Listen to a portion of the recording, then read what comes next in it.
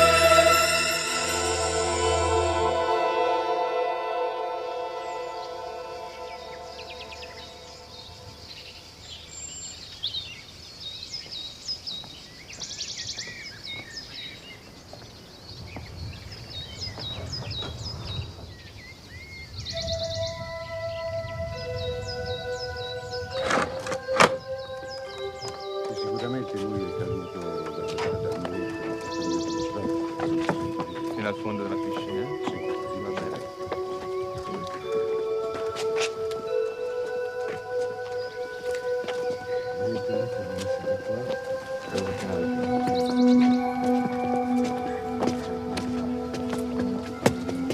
Of course, the whole business has been a terrible shock.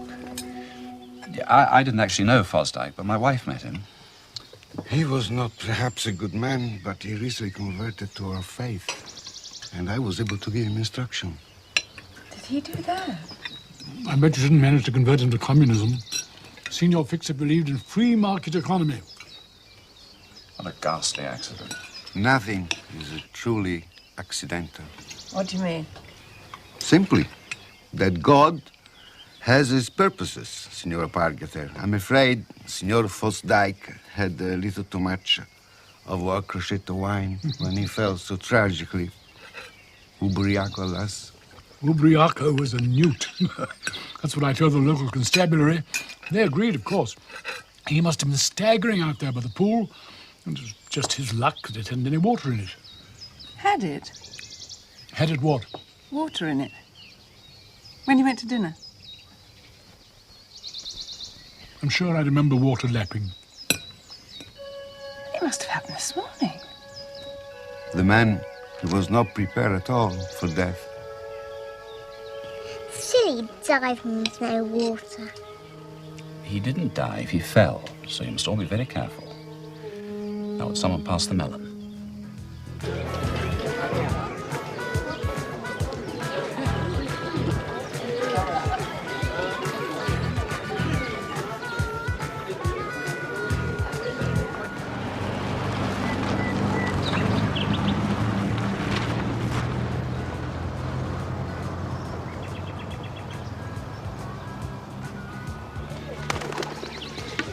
The old place always takes my breath away, however familiar it becomes. Old Arnold Ledbetter left our hostess pretty comfortable. 3 good Henry Moores, 4 Bracks, half a dozen Légers and a Giacometti round the back garden.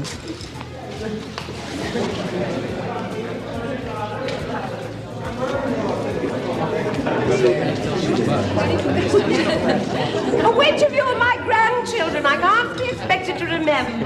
Well, I am Granny. And Suki is. However did you get here? Hitched. Euro rail car. The Spratlings gave us a lift to Florence in their air-conditioned Merc. Then we came by bus. It's so kind of you to have us. I bought your present. Why on earth did you do that? You're certainly no grandchild of mine. Well, I give these to people we stay with. Seems more polite. Do you like nougat? Not in the least, my dear. Now, why don't you all go out into the garden and start dancing about or something?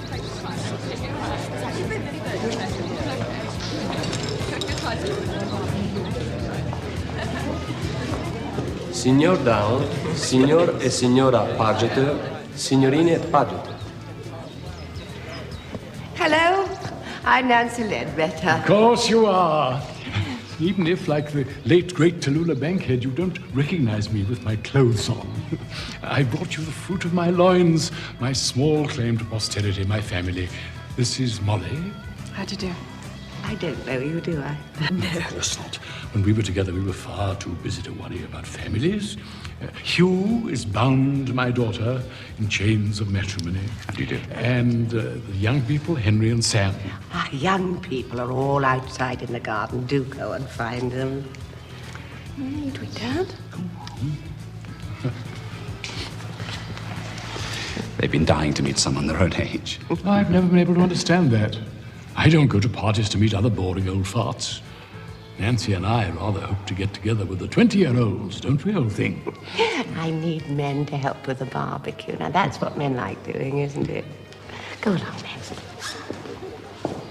It's not the only thing men like doing.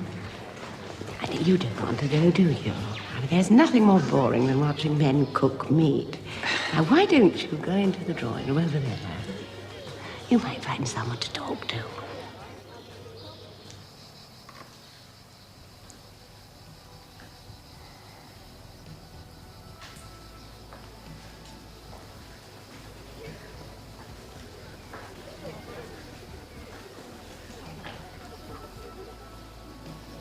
A bad moment, wasn't it? When art surrendered to geometry. I'm Vittoria Dulcibene.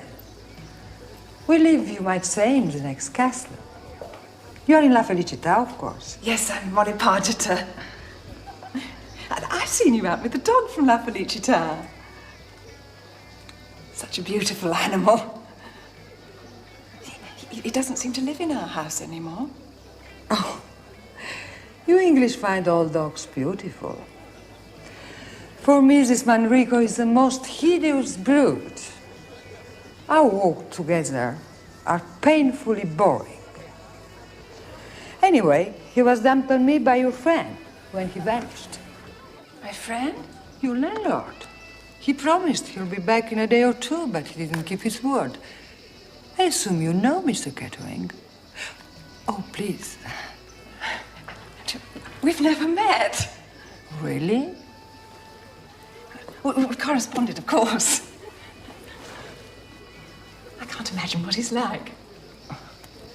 What picture have you formed of him already? Well, the house is anonymous. Those instructions. And the books are so respectable and serious, all about painting or Tuscan architecture. There are no airport novels, no trash, no thrillers, except for Sherlock Holmes. I must say, I keep looking for clues about Mr. Kettering. You see, he fascinates you too. And you haven't even met him. He has charm, of course. Believe me, Mr. Kettering is a bewitcher. Who else could persuade me to care for his revolting Manrico? A creature who consumes at least 2 sheep hearts a day. But are you comfortable at La Felicità? Of course, you have the wonderful Giovanna to help you. Is it true, do you think? About her parents? What about her parents? Well, collaborators. You are English, Mrs. Pargeter. I suggest you shouldn't use words you don't understand. I'm sorry. I don't suppose you ever killed a person in your life. No. Don't apologize. Living in England, you would have no call to do so. I suppose not. And the English always look perfectly contented. So placid. Do we? We, usually, are in a mood of black despair. That's why we sing and shout funiculi, funicula, and all sorts of balderdash. All this laughing and shouting is to hide our deep pessimism. Kettering understood that. In many ways, he was typically Italian. Did you say was? We're going to eat. Why don't you both come out to the barbecue? That is an occupation entirely for the English. I will go to make myself an omelette. We didn't think we ought to come after what happened today. Well, what happened? Mr. Fosdyke. Oh, peculiar man. Well, he had a peculiar death.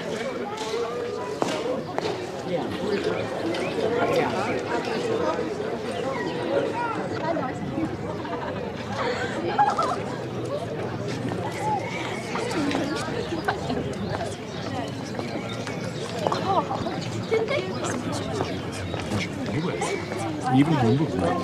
But it does help to be in an Italian garden with statues. This gal, I met her in the 60s. She had a flat in Rome, Trastevere. Spent her whole life as an extra in the filming studios. Allegra, her name was. Always gave me a warm welcome whenever I happened to pitch up.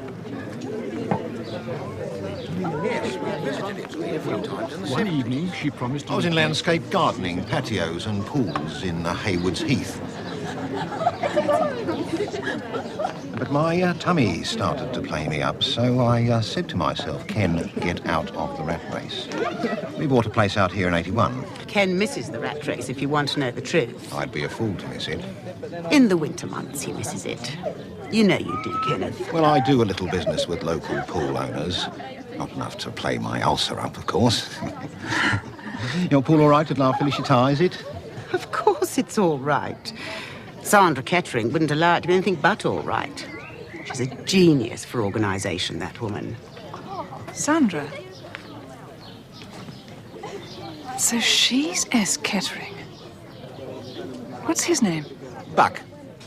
Short for Buckland, if you can believe that. Buck Kettering. Be lost and gone forever. How about that, Mollygon?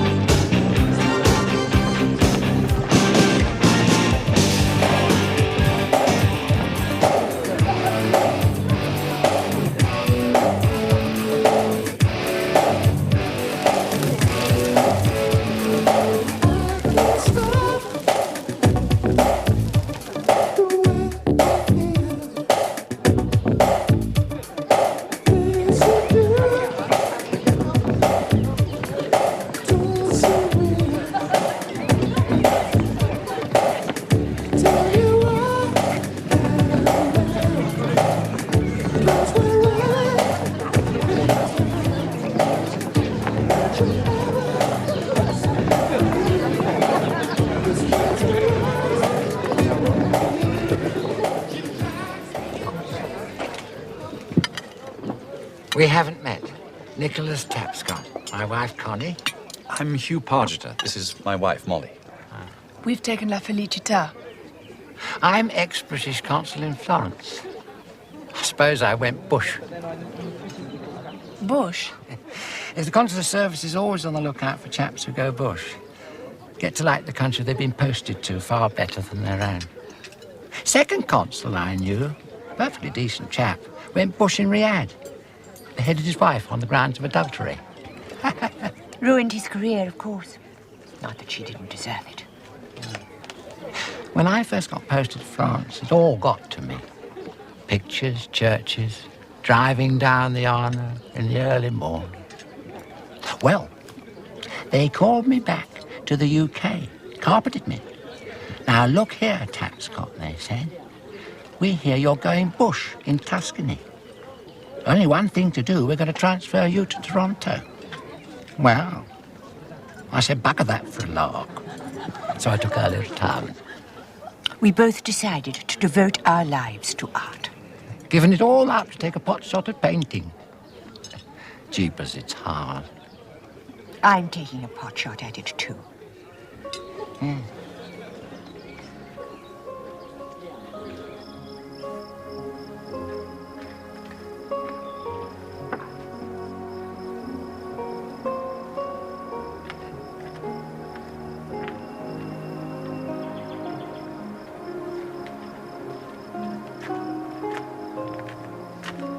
Samantha!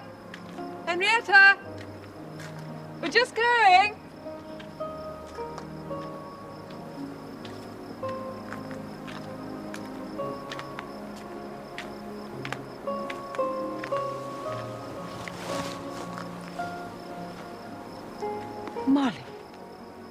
Molly Downs. Rosie Fortinbras. Carlo, this is Molly Downs. Ciao. Ciao. We were at school together, Carlo. What, do you remember that ghastly school trip to Florence and Siena? That was when I fell in love with Italy. Yeah, you fell in love with the paintings. I fell in love with the waiters. Didn't I tell you I'd had all of them in that awful little restaurant by the Ponte Vecchio? It wasn't true, was it? But of course it was true. And I saved the prettiest one till the last. We're on our way to stay with the Pergoleses at Porto Ercole. Where are you going? At the moment, I'm looking for my children. Oh, you have those now, do you? I suppose you would have. Just look at Carlo. That's the trouble with these Italians. They exhaust so easily. Do come and see us. We're at La Felicità. Good night. Welcome back to Italy. Oh, and better luck this time.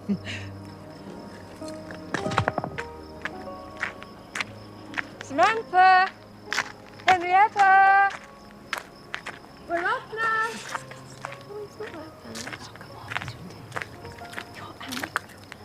You've got to admit, he is quite good looking. He's revolting. Come on, you lot. Sorry to break up the party. It's quite all right.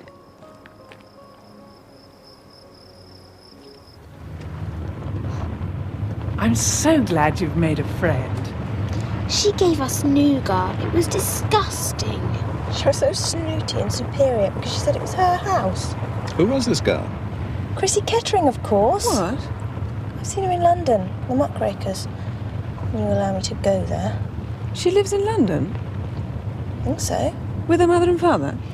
Honestly, Mum, that's not the sort of thing you ask people. She said her father hates letting his house to strangers. Didn't mind Mummy having it. Why is your mother so favoured? He said she sounded really fond of pictures.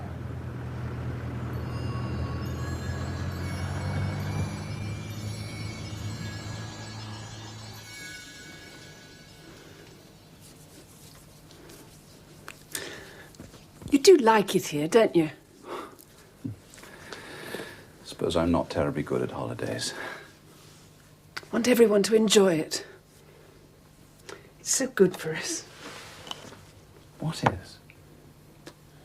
You know, another sort of life for a little while.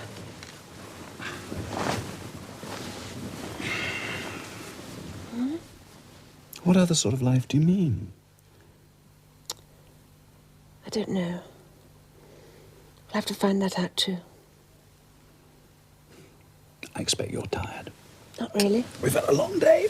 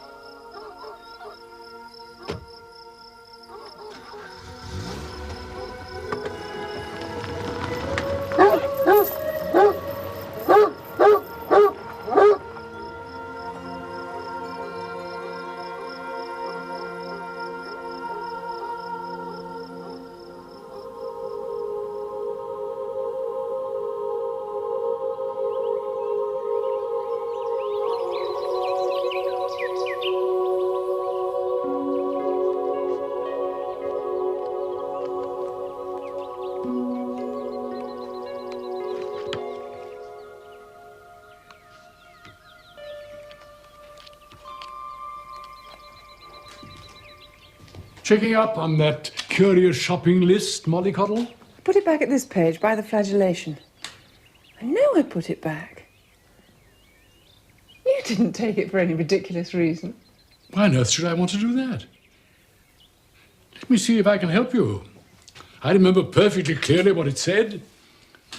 Objective B, lost and gone forever, means to be considered. For B, I've no doubt you are now reading Buckland Kettering. What a holiday bonus for a girl who always liked crime stories better than love stories. We don't know anything, do we, about Kettering? Why should we expect to? Something might have happened to him. I think it might. I should have talked to that girl. What girl? His daughter. Where are you off to? To make a phone call.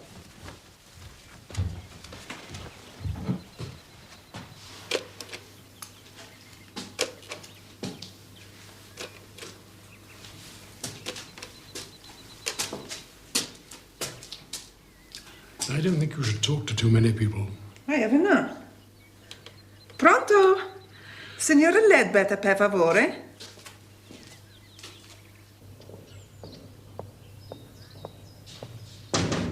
Avanti. Telefono, signora.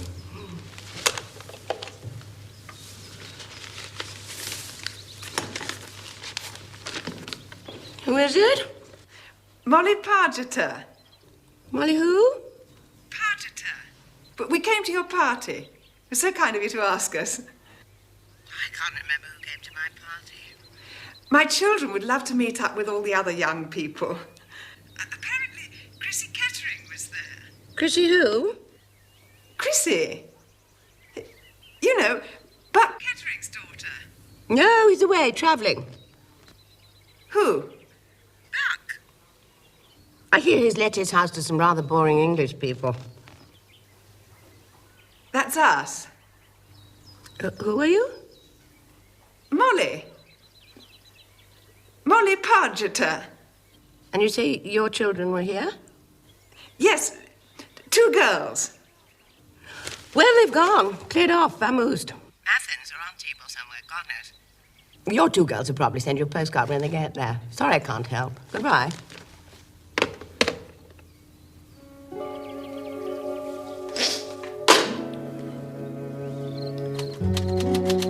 Jottings from Tuscany by Haverford Downs.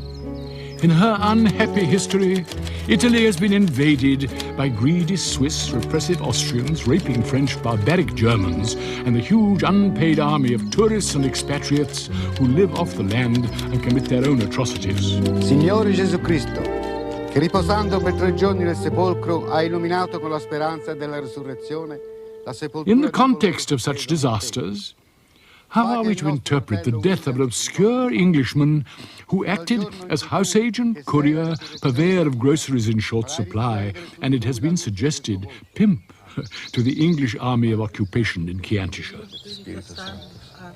Ora, tutti insieme. Padre nostro che sei nei cieli.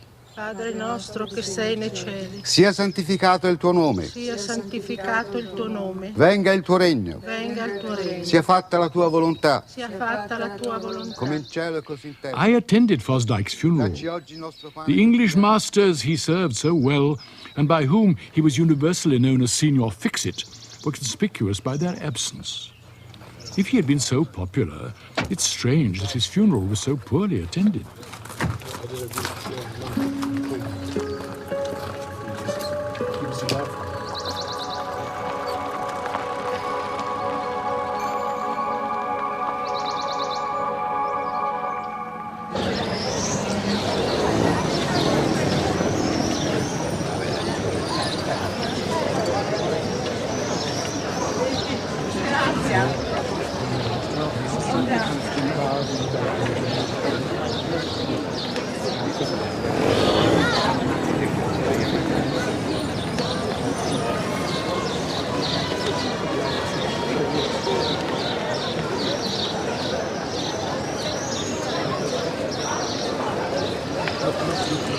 Beautiful, as you see.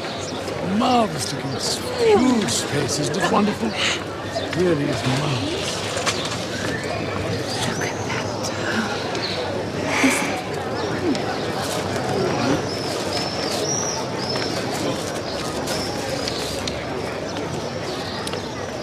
Count Alfonso of Siena didn't want to strangle Leo X himself. So naturally, he had to bribe a doctor who was treating a fistula on the Pope's left buttock. Oh, please. Well, don't be squeamish, Huey. You have to understand the brutality and corruption of this place. Now, take the Palio, for instance. The what? The Palio. It's a horse race. It's run here in the square. A splendid spectacle on next week. Everybody in medieval costume. But the Italian intrigues and the injuries. You children would simply love it. That's why we never get tickets. Why ever not? Well, because everyone wants to see the Palio. So we can't. Not today, anyway. I'm going to the picture gallery. We've seen pictures. In my time of life, it's more pleasure to be got from the rear view of a pair of tight jeans than all the old masters ever painted. You'd agree with that, I'm sure, wouldn't you, Huey? Niente fotografie, per favore. Sorridere, per favore. Smile, please.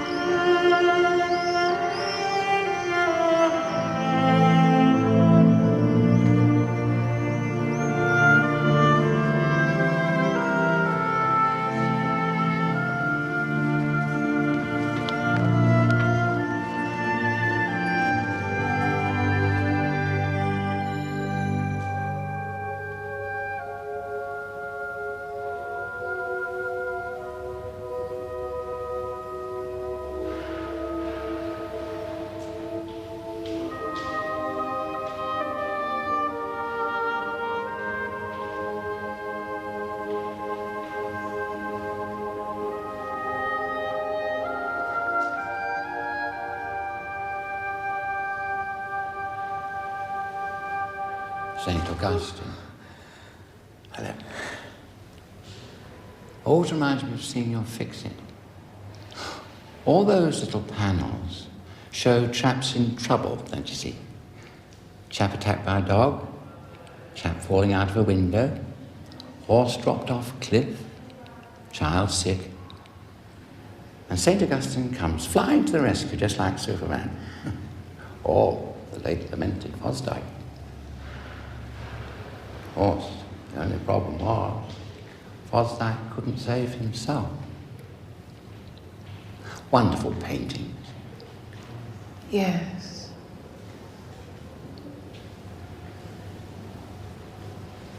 Full of life, of course.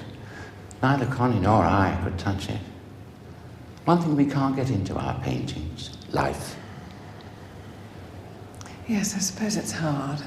Or dedicated painters, both of us. A1 like where we live. Old masters to study, long winter days with nothing else to do. Only one slight problem. We're so jolly rotten at it. Know what you're going to say, why not give it up? Well, if you really thought... How dedicated, you see. All the great ones are dedicated. It's easy to be dedicated when you're a great painter. But to devote your life to art, when you're no damn good at it, that calls for devotion. I suppose it does. People are going to miss having Fosdyke around when things go wrong.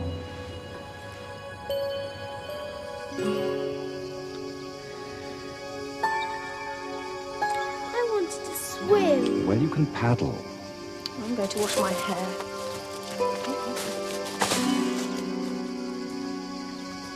Bloody dry, the hills round here. It hasn't rained since we got here. I don't want to be the bringer of bad news, Molly Cobble, but absolutely nothing happens when you pull the chain.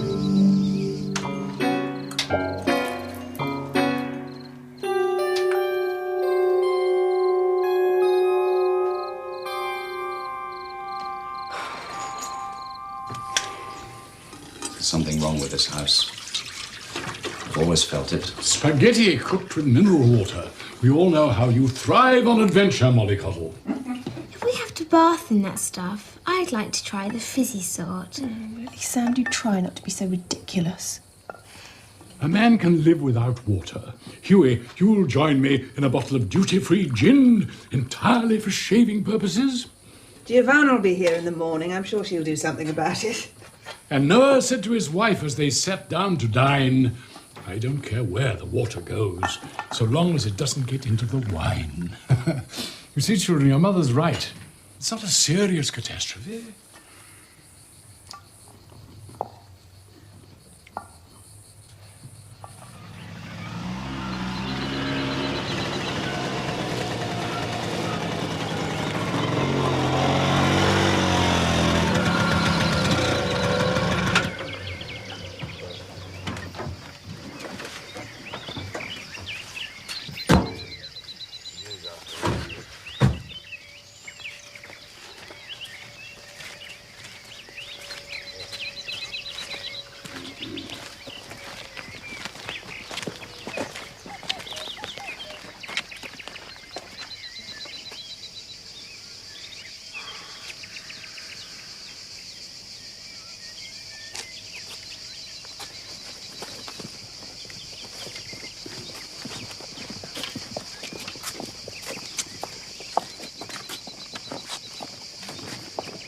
My dear old thing, do you think that God of yours could manage a brief thunderstorm?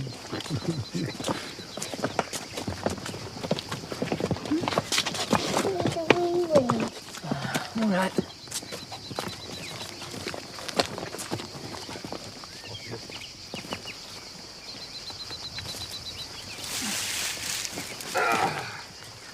Eccolo il pozzo.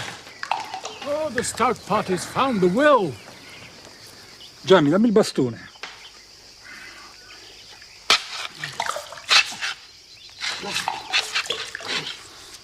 È bloccato. Blocked. He says it's blocked.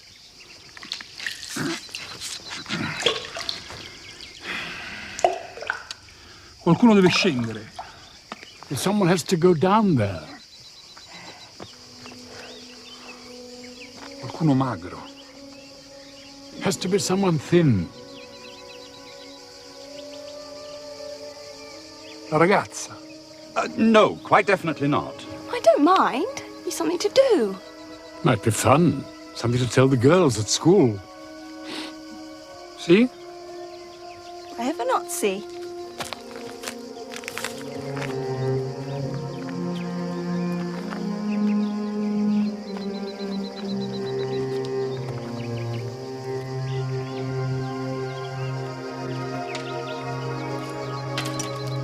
Okay.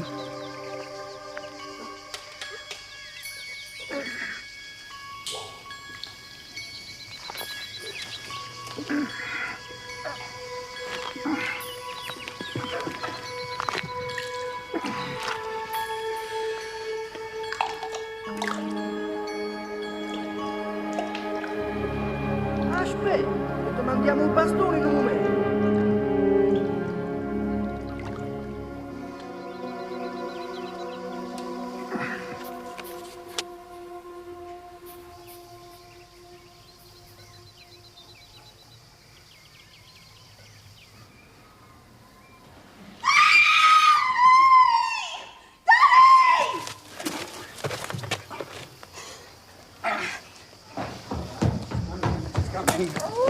It's all right, nothing broken. What is it? She panicked, that's all. She just panicked in the dark. We thought you might enjoy it. She was perfectly safe. It was quite shallow. They just wanted her to clean out the drain with a stick. She's the only one who can get through the hole.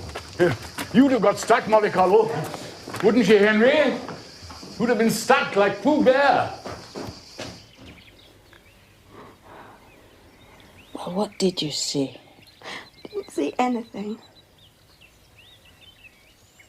Why were you frightened then? I don't know. There's nothing there.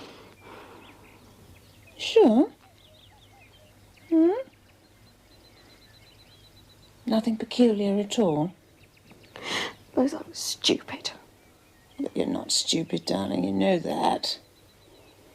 I suddenly thought they'd shut me in there, that they'd never let me out. You know Daddy wouldn't let them do that. Oh, no. So, wasn't there something else? No.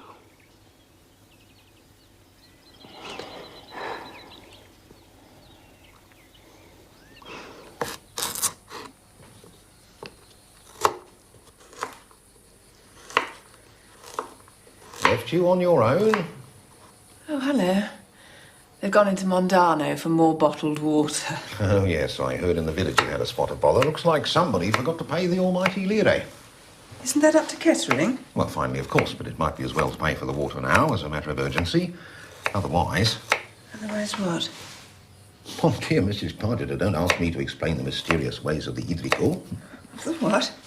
The Idrico, the Italian water board.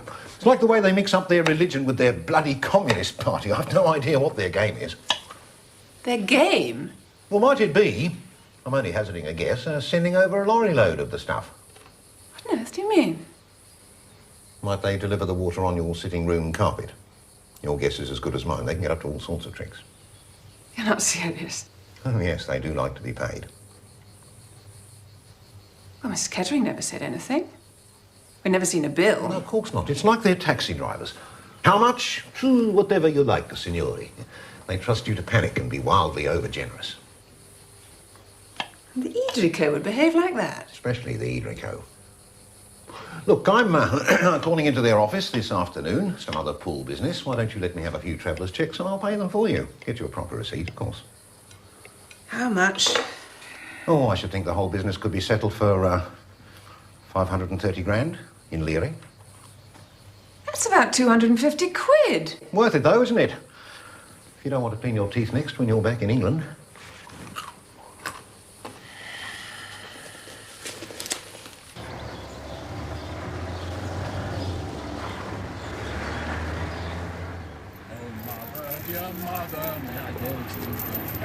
May I go with young Roger of Kildare.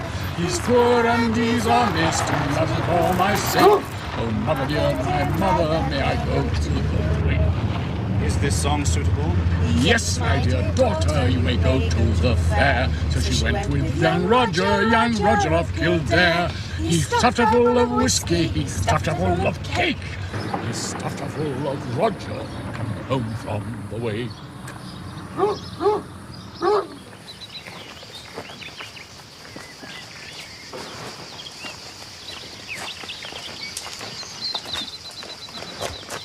All right, boys and girls, roll up, everyone a winner.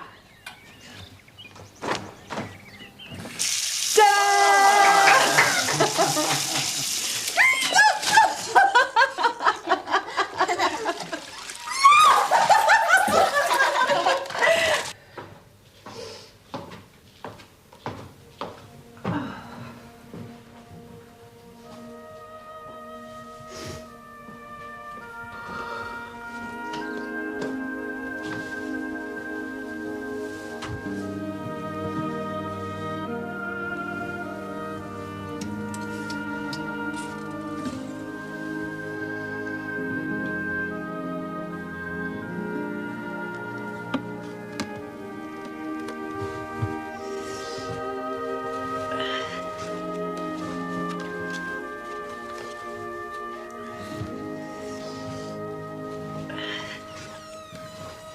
Hello? Here. Oh, yes. Hello, old chap. How have you been? Home again.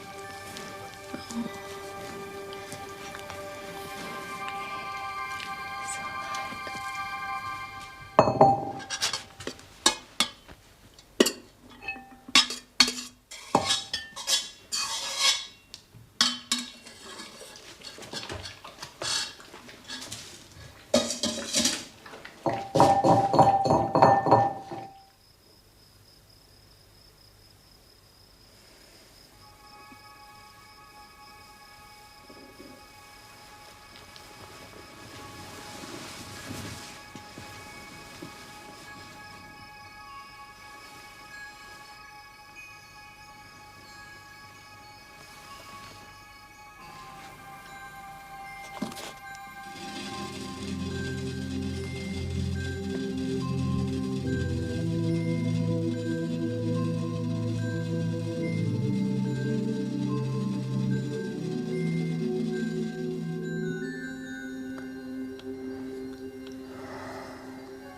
It is excellent news that the whole business has been done successfully. Now we can enjoy the future without anxiety. We will meet very soon, I hope. For the moment, I send this messenger. Distinti saluti, Claudio. Steaming open other people's letters, Mollycoddle. Is that the kind of cad's trick they taught you at Rodin? I assume you translated this. Yes? Excellent news that the whole business has been done successfully. I know what you think the whole business is. B for Buckland Kettering. Lost and gone forever. I think that's what it might mean, yes. It's a bit of a mystery. You want to solve the mystery, don't you? You can't resist it. Well, if there is a mystery, it's far better left unsolved. Why? These people have lives, Mollycoddle. Why not leave them to get on with them? B gone forever. Other means to be considered. Should they be left to get on with that? This isn't England. It may not be sensible to ask too many questions. Your great mystery may be exactly like the well. Nothing in it. Anyway, what's Buck Kettering to you? Or you to Buckland Kettering? Nothing special. Oh, yes, he is. Very special. First, he was the masterful figure who wanted to arrange us round his house like puppets. Then you found out that it was his wife who'd written all those bossy letters. So Buck Kettering became a more shadowy figure. A man who cared about pictures, who wanted you to have the house because you cared about them too. A man who, according to your wilder theories, may be in some trouble. He may be dead.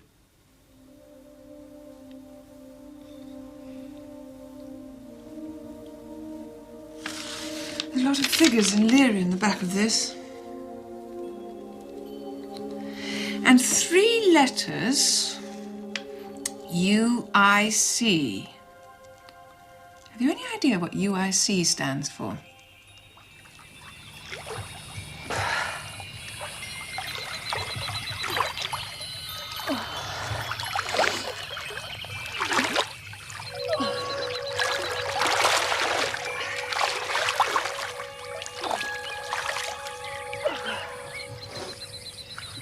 Venus, rising from the sea. Hardly. I've come to fetch that Pauling Manrico. He must have come here, expecting to find his master. Was it Mr. Kettering who left him with you? Well, no, it was Sandra, as a matter of fact. Hmm.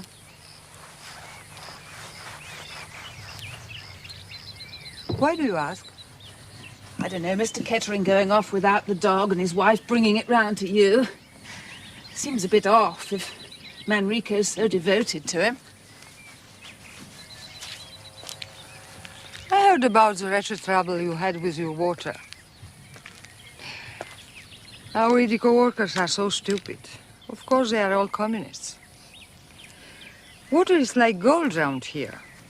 One of my family, Paolo Baderini, Led Mondano in a battle against San Pietro for the well on the Arezzo Road. 6 men were killed, but Mondano got its water. When was that? Not so long time ago, I think 1398. In spite of your heroic ancestor, we still seem to be having trouble with the water. That must have been some mistake. Think like that. Don't happen at La Felicita. What sort of a mistake is it, I wonder, that dries up someone's swimming pool? I paid a huge sum of money to get the water back. It should come out of the rent. I'll have to speak to Mr. Kettering about it. When? When will you do that? When I find him.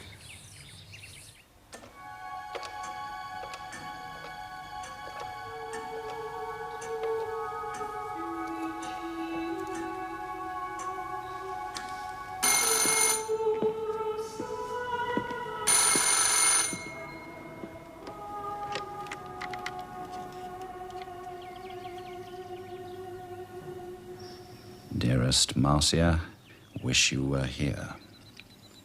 Am missing you and the Dolce Vita very much indeed.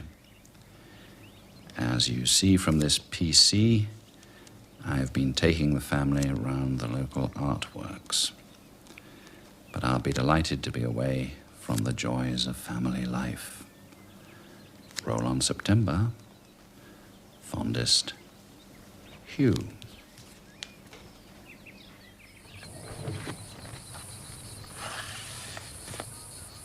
Anyone coming to Mondano?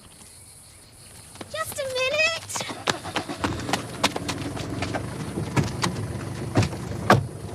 Come on in, door shut properly.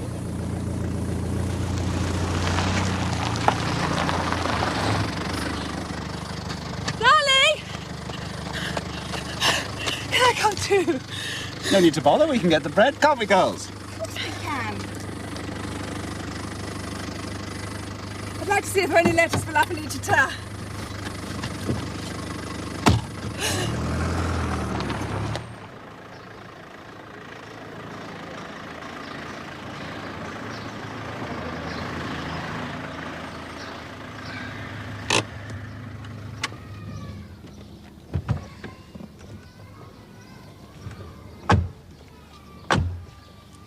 You off to the post office then? In a minute. Aren't you going to buy bread? Yes, of course. Then why don't we meet in front of the cafe? Come on, Dad.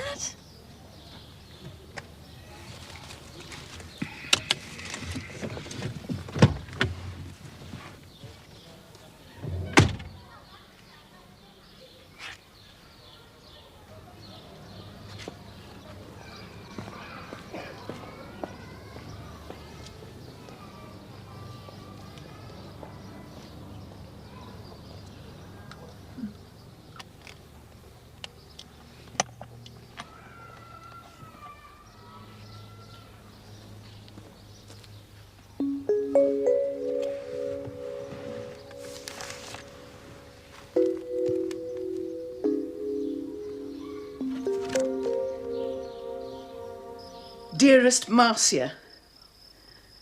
Who is this Marcia? I told you, just a client. Don't be ridiculous. Mrs. Tobias. And who's Mr. Tobias? Long gone. She divorced him. Sounds to me as though he should have divorced her. I did her case. I won it. I'm sure she was enormously grateful. Anyway, what's this sweet life you seem to enjoy with her?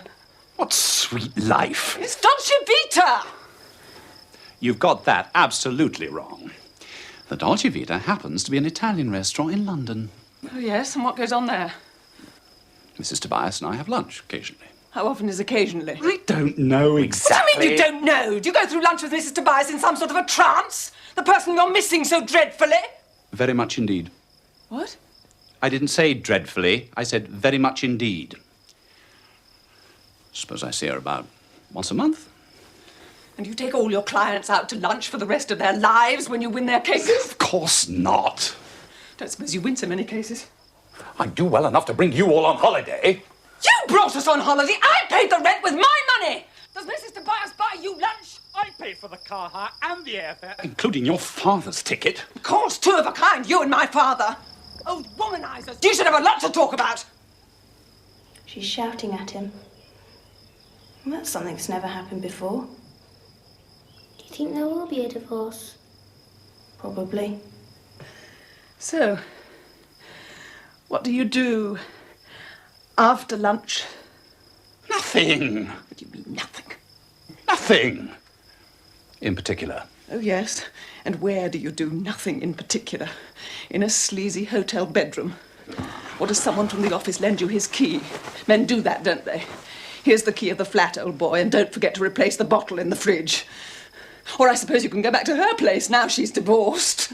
Her little maisonette in St. John's Wood, with a frill round the telephone and a cover for the lavatory seat. We didn't go to any of those places.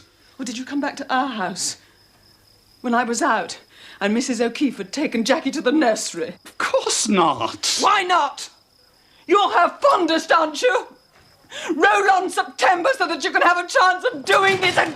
I told you we did nothing. We just had lunch. I don't believe you. It's the truth. The whole truth and nothing but the truth. Now, shouldn't we get some sleep? Nothing.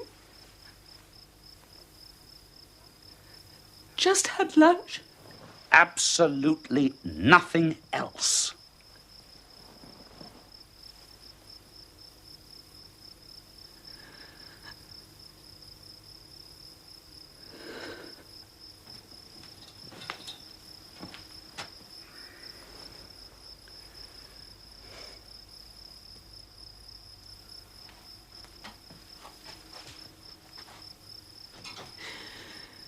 I think that's the most terrible thing I've ever heard. What? You've brought me all this trouble. You've made me read how much you hate your family. How you can't wait to be rid of us. You've slobbered over this Tobias woman during dozens of lunches. And you're so English. You haven't even had the courage to screw her.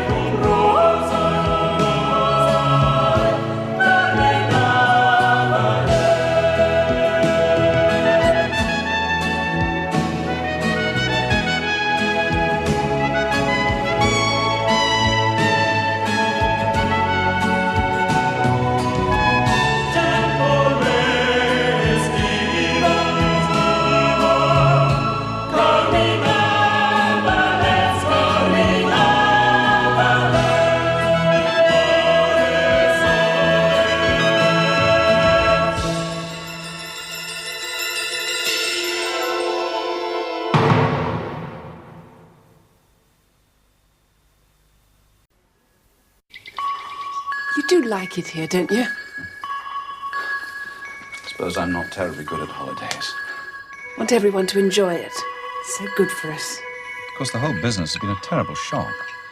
I didn't actually know Fosdyke, but my wife met him. I'm Vittoria Dulcibene. We live, you might say, in the next castle. I must say, I keep looking for clues about Mr. Kettering. Buonasera, signora Kettering. Buonasera. Da Claudio. Steaming open other people's letters, Molly Cobble. Lots of figures in lire on the back of this. And 3 letters. UIC. Have you any idea what UIC stands for? Your pool all right at La Felicita, is it? I paid a huge sum of money to get the water back. Should come out of the rent. I'll have to speak to Mr. Kettering about it. When? When will you do that? When I find him. Dearest Marcia, I'm missing you and the Dolce Vita very much indeed. Who is this Marcia? I told you, just a client. I don't believe you!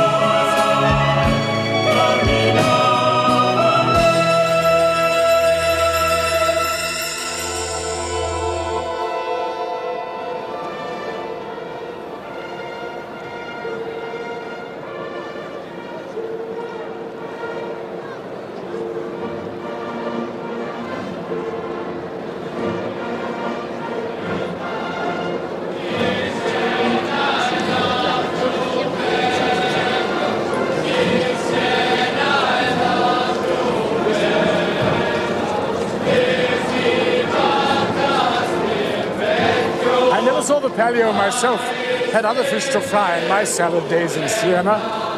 You children are going to be luckier than I was. Yes, did I get to see anything? It might give me a jotting. Probably get a better view on the TV in the bar in Mondana.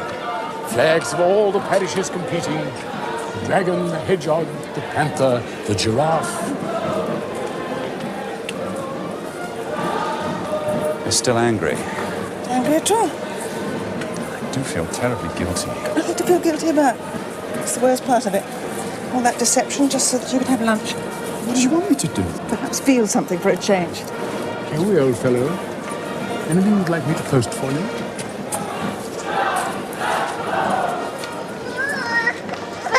Sandra, carissima. Carissima, come stai? Sandra? Is that an Italian name? Oh, quite common, I believe. I don't think I ever achieved a Sandra.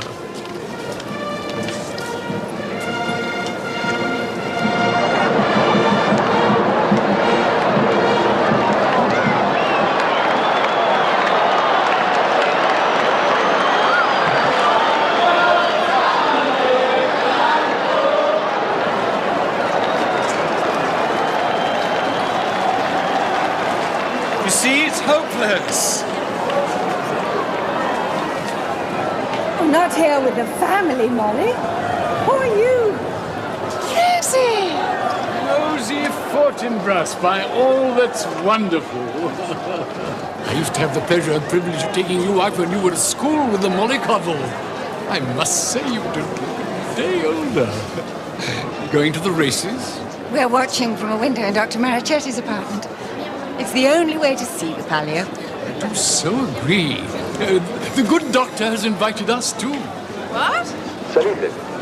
This way, my group. Is this all right? Of course it is, old thing. Put your faith in old Haverford. Orlando has invited all of you. He can well afford it. He's the best gynecologist in Siena. As a matter of fact, he's a dentist. Oh, sorry. Must have held the wrong end of the stick. Ah, Dottore, how very good to meet you. Oh, ciao, Rosie. Come stai? Orlando. Ciao, caro. Haverford Downs, Scrittori Inglesi. You are right here? I am charged with the delightful task of describing the Palio as seen from the windows of your superb apartment. My work will appear in the famous giornale La Spia, the Informer. You are to write about my apartment. Mainly. Oh, I may add a paragraph or two about the Palio. You have brought your family in order to write about my apartment? Oh, it will illustrate the hospitality of the Italian people towards women and children. As you see, these are undernourished children from our poverty-stricken England. They will take little or no room in the windows of your superb apartment. You are really molto gentile. Si accomodi, prego. Your father hasn't half got a nerve.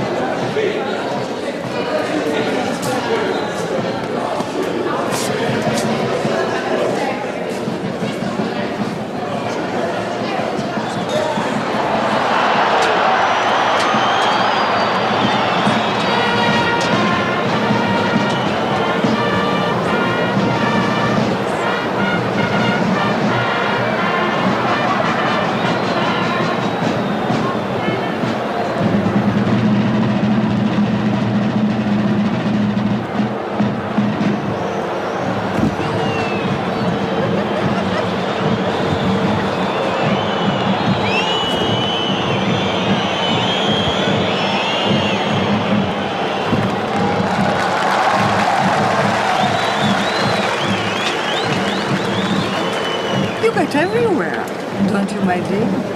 Even into Orlando Marochetti's. It's very kind of him to invite us.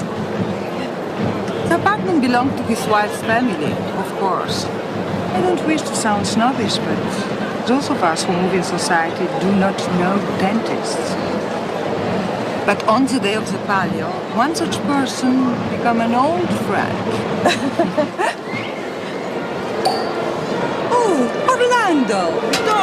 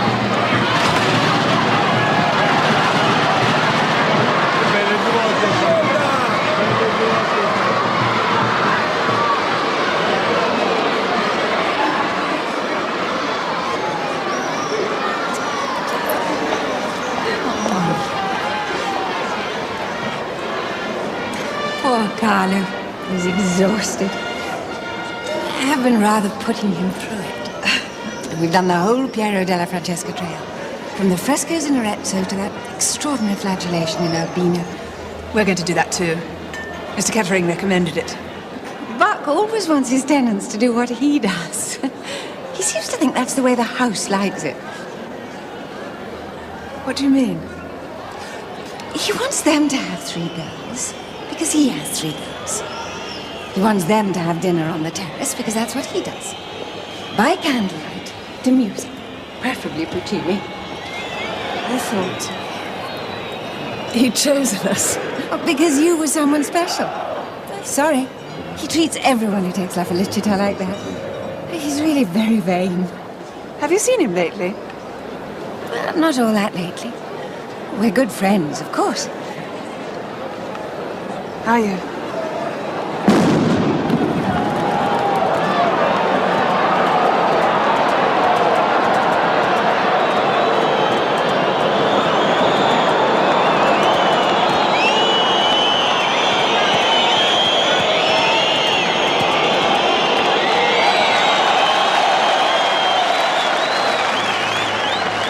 Sometimes says I'm about the only Brit he can trust. Why do you ask? I want to tell him that's all. About the trouble we've had with the water. Oh, Buck's terribly sorry about that. He knows. Well, I mean, he would be sorry. I'm sure he wants you to have a super holiday. Well, I'm going to find another glass of this peach stuff. That's the trouble with the Italians. They're not serious drinkers.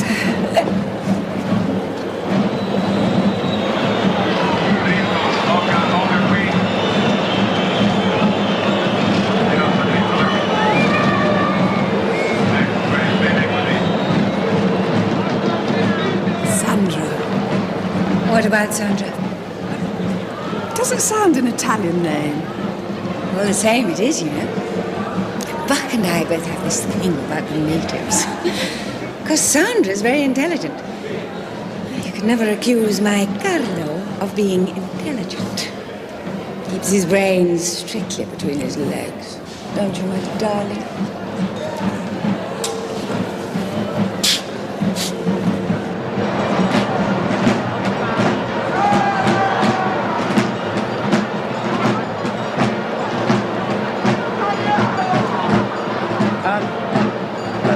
Darling, do you see that the winning horse gets at the end? Whoever wins gets that big banner. I don't know why the 4 oxen are there. In those days, when I used to take you out to lunch, Rosie, you were my belle ideal schoolgirl. So slender, so appealing, with the looks of a delinquent page boy. I was always disappointed that Molly turned out so large. When we get back to London, I wonder if you've had time for a bit of lunch. You don't mind? Oh, no. Delighted. You remember, Molly, when we used to take little Rosie out to lunch? Anyone got a match? Oh, yes, I've got one somewhere. That little trattoria down the King's Road. Cannelloni, and a couple of bottles of Orvieto.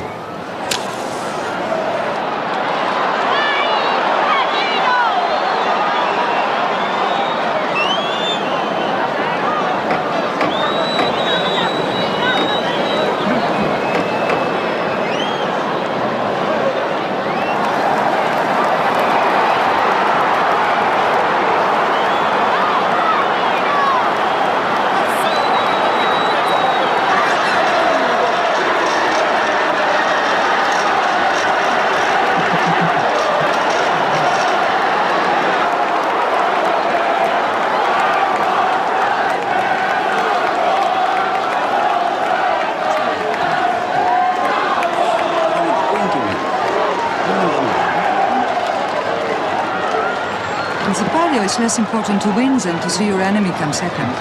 Winning is a disaster. It's so expensive in brides and parties. The only point in winning is to save yourself the humiliation of coming second. I am at the porcupine parish. I prayed last night to God that the porcupine would not come second.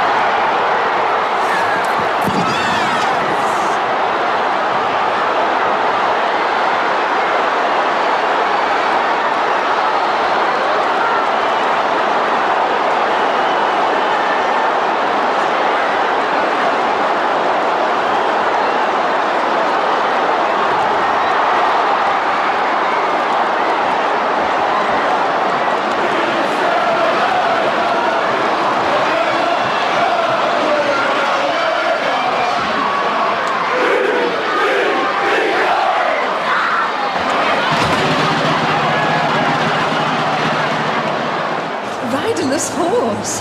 Does that count? Yes, it counts. The horses are always the heroes.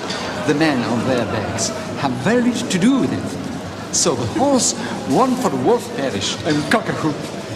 But the porcupine came last. That is true. But the goose was second. And since the Middle Ages, the porcupine has saved the goose. Tonight we shall be celebrating, while the gooses hide their head in shame. Well, wasn't that a splendid spectacle, old thing? Thanks. Not mine. Doesn't it come in useful to have an old father who can tell a thumping lie whenever the occasion demands?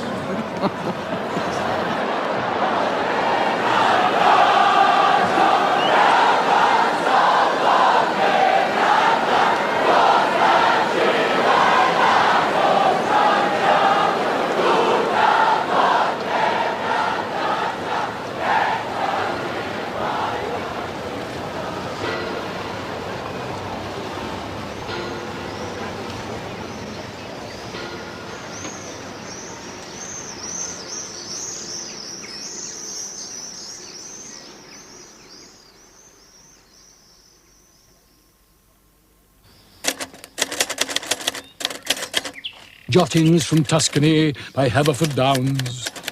Marriage, wrote Robert Louis Stevenson, who may have had some cause to know, is a battlefield.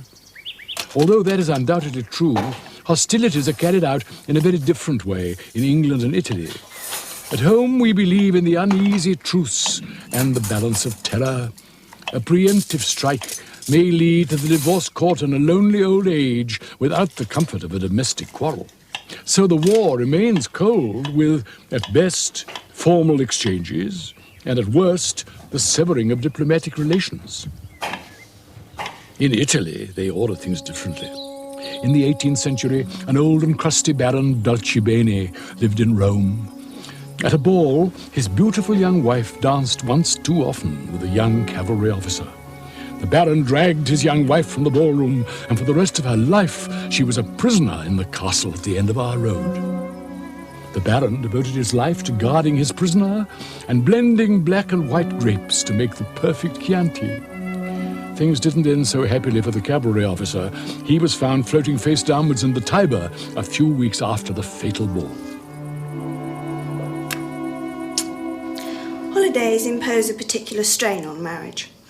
Partners miss a supportive job situation, or attentive secretaries and glamorous bosses act as spouse substitutes and proxy partners. Be awful if they split. That'd be so awful. My friends all say it's much easier to get out to the muckrakers club, things like that, if there's only one of them to stop you. What friends say that? No, my friends. Whose fault is it anyway? Is it Dad's? You mean, has he got a girlfriend? Isn't he too old? I don't think he's that much interested. I don't know about her.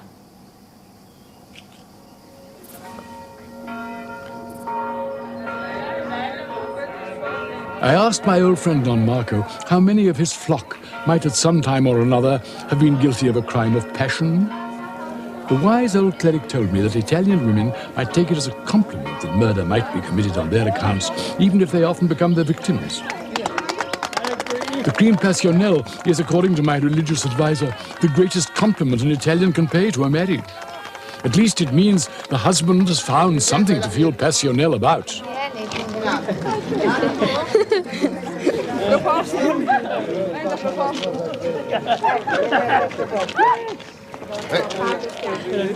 Fermi.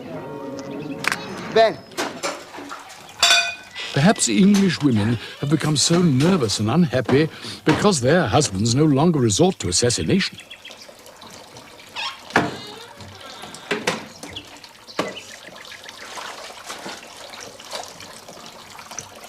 My God, Mollycoddle, aren't you putting old Hughie through the ordeal by fire and ice? Chaps do send the odd furtive PC when they're on holiday, you know. It's been a fact of human nature ever since the postcard was invented. You were listening to our quarrel. But what do you expect? No secrets in the family. Hugh hasn't been unfaithful. Yes, I can see that must be very hard to excuse. Poor old Hugh. All froth and no Guinness makes you despair of the fellow. At least when I sent postcards, I had more than an academic interest in the young lady concerned. Do you call regular little lunches on the quiet academic? Of course I do. And so is kissing a bit of crackling goodbye in the wide open spaces of Chancery Lane. Did you say Chancery Lane? It was just a figure of speech. Is that where the Dolce Vita is? I've no idea. Near the Informer office. You mean you actually saw them? Now, Molly Gottlieb is a pure guess. Just something I happened to say, that's all. I don't believe you! It isn't important whether you believe me or not. What's important is that you should understand me. And even understand poor old Hughie a little. The truth is probably the least important thing about us. Molly? Why did you have to kiss that Tobias woman in Chancery Lane? Who told you that? Excuse me. Why on earth did you have to wait until my father was coming down the street? Were you afraid I might not get to know?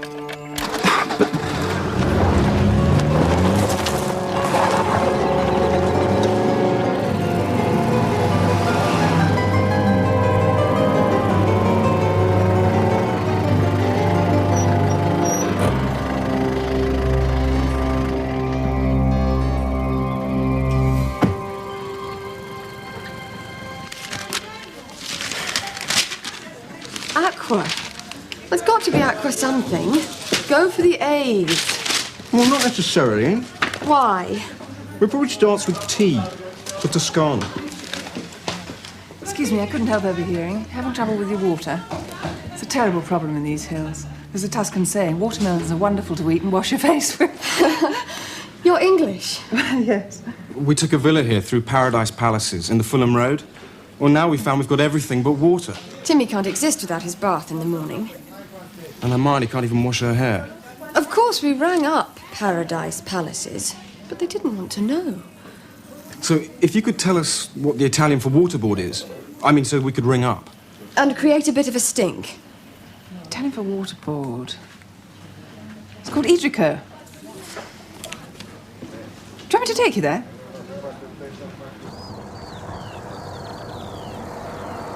£250? Could be if they haven't paid up for half a year. I mean, you can't live without water, can you? By the way, what's the name of your house? Pargeter. It means lost, doesn't it? Lost without water. We were so looking forward to Italy. Our honeymoon in Tenerife was a bit of a disaster, quite honestly. Hermione was laid low by a dubious prawn. What's the really exciting thing to do round here? Follow the Piero della Francesca trail, all the way to his great painting of the flagellation at Urbino. Sounds a bit kinky. It's the greatest small painting in the world.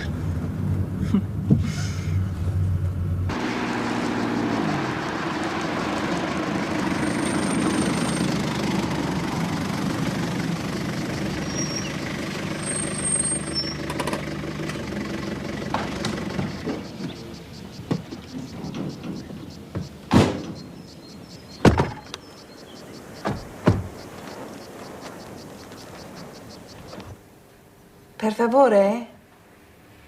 Vogliamo pagare il conto dell'acqua per la casa perdita di Mondano in Chianti. I will look it up. Excuse me.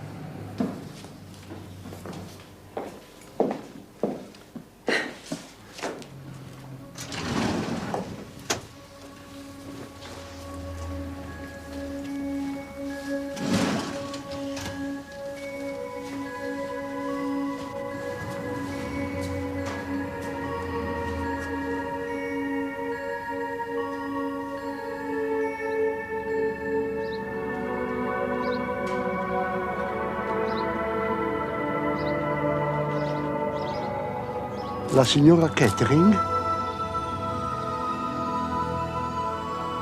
Da Claudio.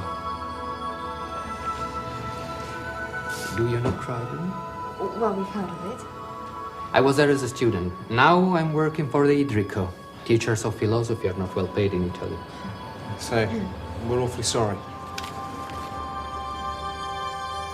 You, I see. Claudio says this has been arranged.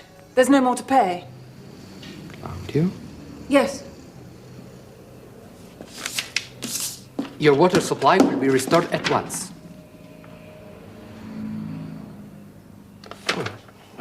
Thank you.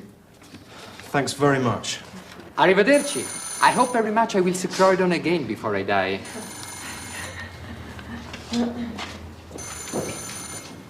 You, I see. Ufficio idrico comunale.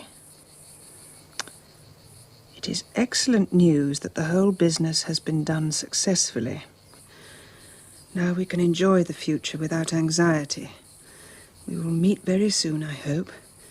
For the moment I send this messenger. Distinti saluti, Claudio.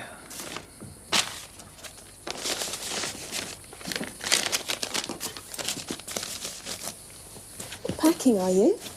Of course not. Just sorting things out. I bet you're going to say no to this. Why? Because you say no to everything I want to do. Oh, that's ridiculous, darling. I'll say yes to some things, like tidying up my bedroom or looking after Jackie for the afternoon. It's always no when it comes to going out and meeting my friends. What friends? Actually, one of my friends phoned me up. Don't you want to know who it is? Only if you want to tell me. I thought you wanted to know the names and addresses of all my friends, just so you could check I wasn't sniffing glue or anything.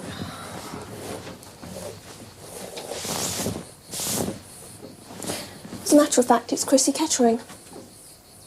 And she doesn't have to ask her mother before she does anything at all. If she did, her street cred might suffer. Don't mind at all you meeting Chrissy Kettering. Might be quite useful. What's the plan? Well, it seems there's this really trendy disco in Poggibonsi. How are you going to get there? Well, the Italian boys have all got these really safe motorbikes. They can each take a girl and Sam's invited. No. You really enjoyed saying that, didn't you? Not on motorbikes. Well, why not? Except we might possibly have a good time.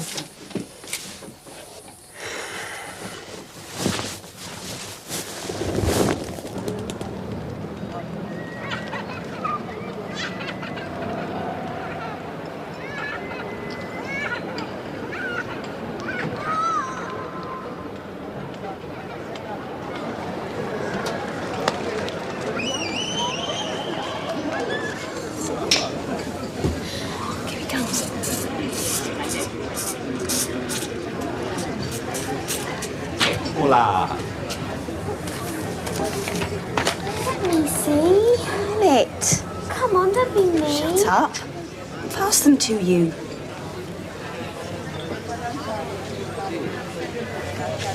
Come on. She looks different. You think she looks different? She's changed a lot. Really? How do you think? Well, she's not being very nice to you, for instance.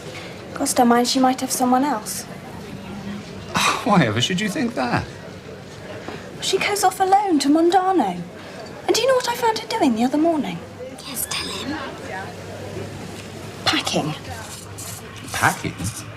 Well, something with her suitcase. Mum isn't going anywhere, is she? Seems she was thinking of it. Thinking of what? Clearing off. It's happened to all my friends' parents. They've practically all split up. Yes, well, she didn't go, did she? Not this time. She probably stayed for the sake of Jackie. Jackie, that's all she thinks about. And Gams. What do you mean? She wouldn't stay for the sake of Haverford.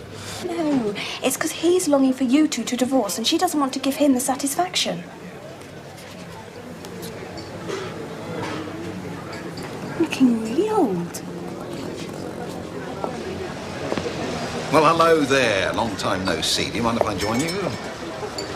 Senta. Doppio gin con tonica, per favore. Grazie, old son.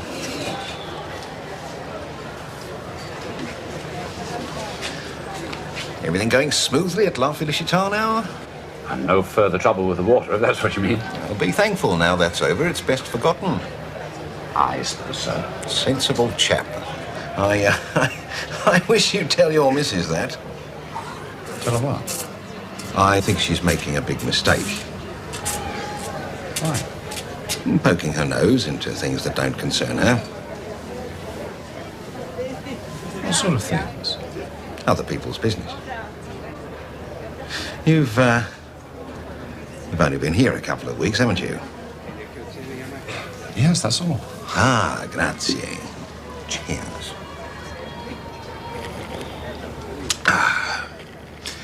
Why don't you tell your missus to relax and enjoy her holiday? Look, I really don't see that it matters to you what she does. Tell her that it takes years to get to know the ropes around here. Fosdyke thought he understood the place. It seems he didn't. I really don't know what you're talking about. Want me to spell it out for you? There are ways and ways of dealing with the Italian burocrazia. Can't just blunder into it.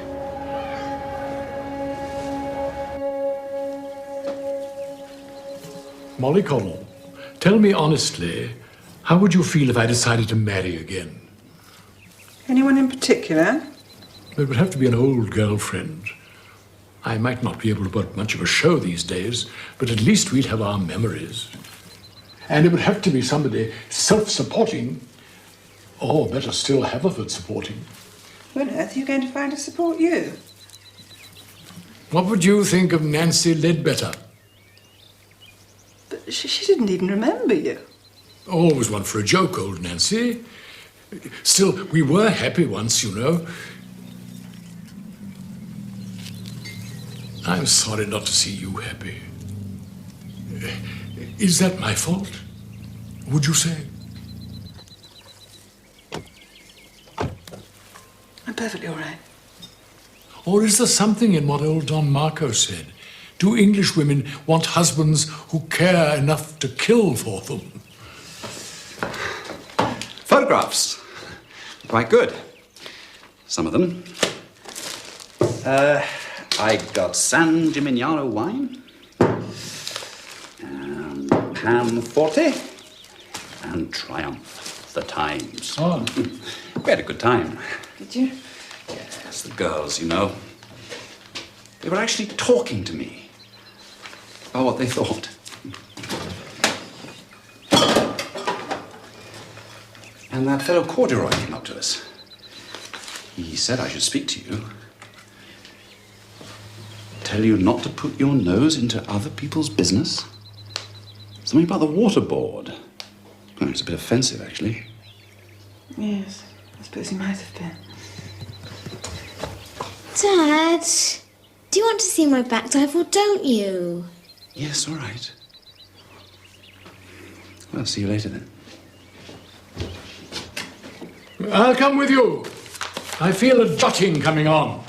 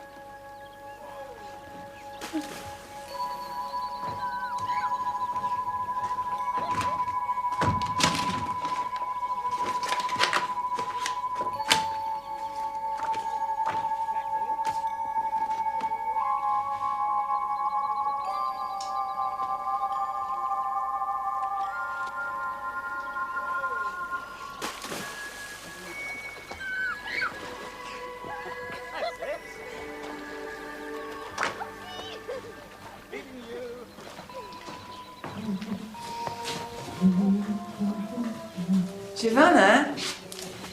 E il signor Catering? Sì, signora, è il padrone. So, Kettering was alive and well on the day we went to Siena. The day the water ran out. Call me. Niente, Giovanna. Grazie. So you're curious about Buck Kettering? Well, I can tell you about Buck. Of course, I've known him since he was quite a lad. Longer, in fact, than I've known your father. At last, Nancy, it's all coming back to you. Haverford and I were chums, of course. More years ago than a girl likes to remember. I suppose that's why I invited you to dinner. Oh, and to meet Prince Tosti Castelnuovo. Did I forget to introduce you? No, Nancy, you have not forgotten. But you all know each other? We never met before. Oh, then you'll be able to remember old times. No, you vague, dear old thing. We'll be the ones to remember old times. As far as I'm concerned, this evening is dedicated to the remembrance of things not necessarily past. I was never quite sure what your father was talking about. No, we had other ways of understanding each other. But, no, was it you that asked me about Buck Kettering? No, it was my wife.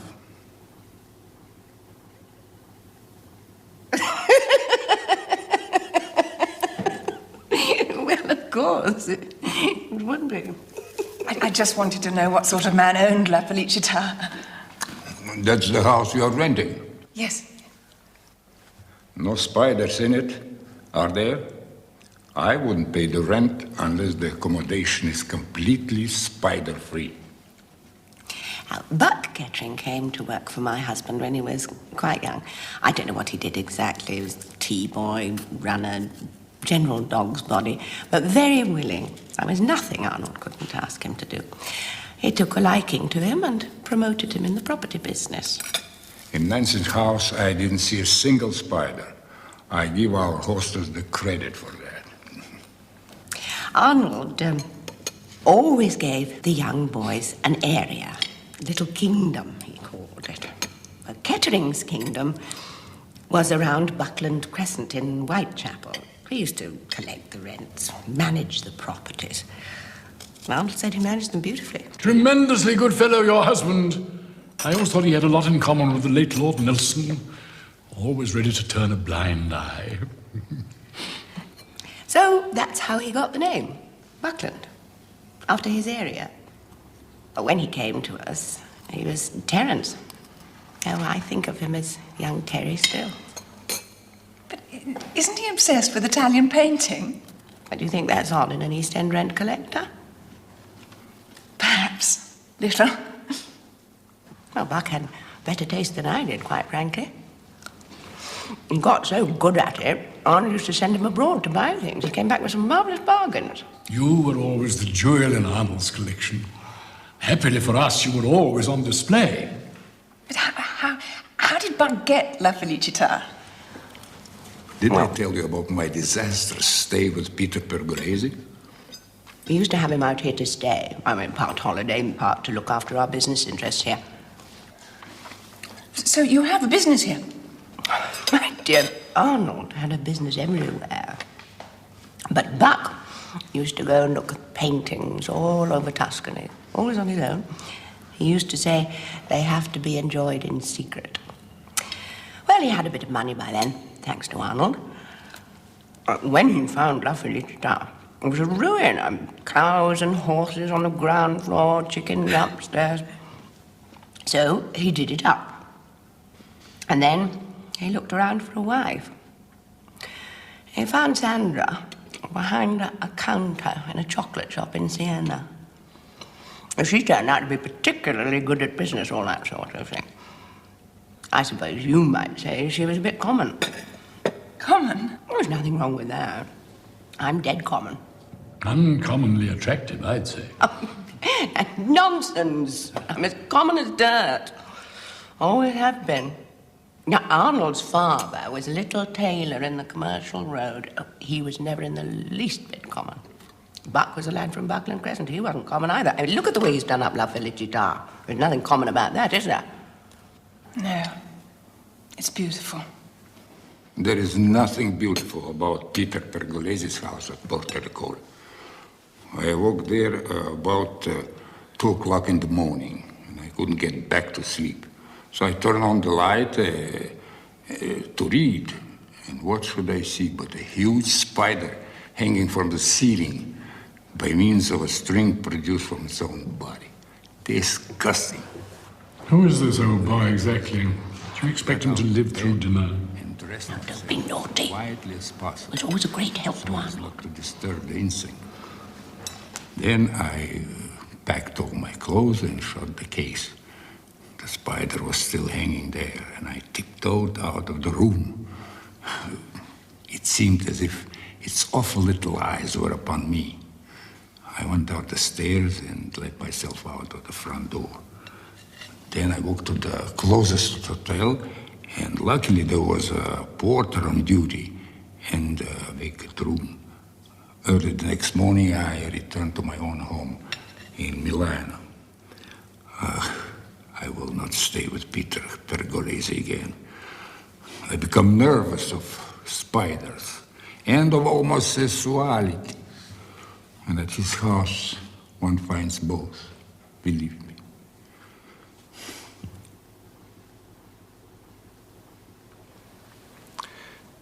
The children said they once saw a scorpion at La Felicità. But I think they were only boasting.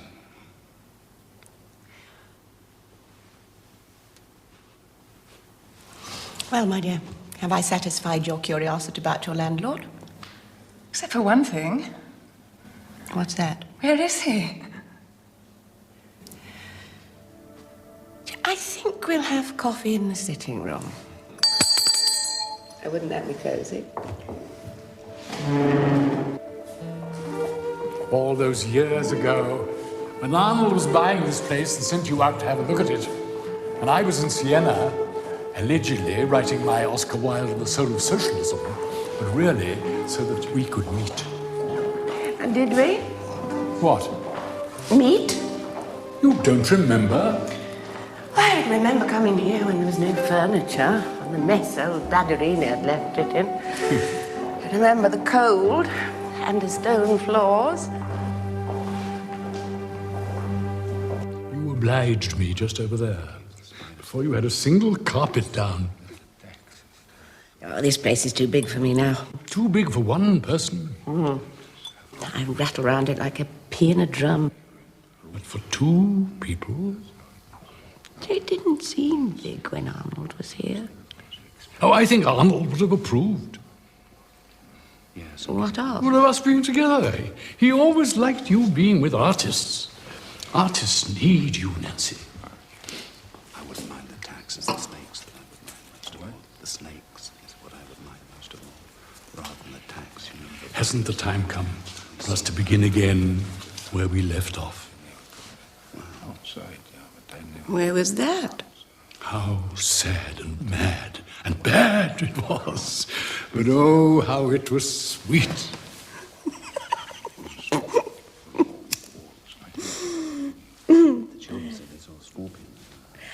I do seem to remember coming here with you when the house was empty. You said that you were alone now. Well, I'm lonely too. Although I can hardly say I rattle around in my poor little flat in the world's end. No, what I should really like to do with my life is to... What would you like to do? Excuse me. Back in a minute.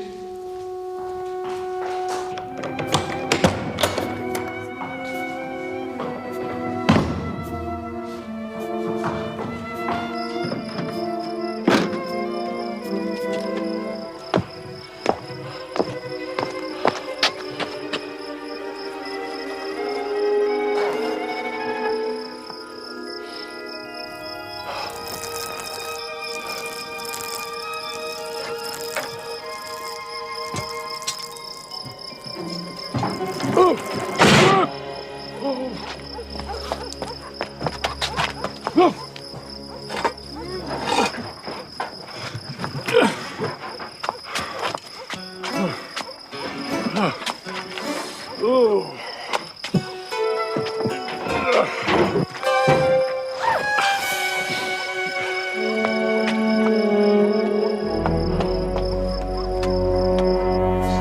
What I should have told you, I should have made clear to you about Buck.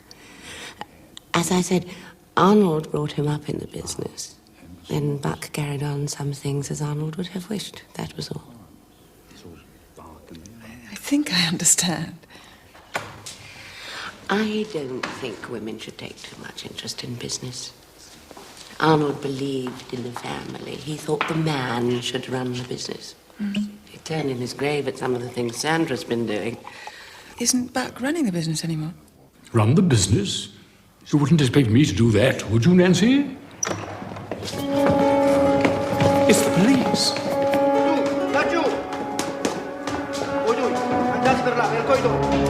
Che succede?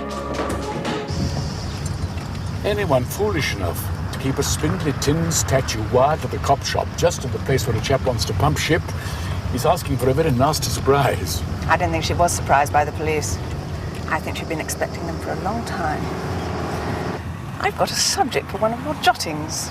Is it something unbelievably sexy about homemade ravioli? Wouldn't you like to expose the water racket? The readers of The Informer would be fascinated. Water racket? I know nothing about it.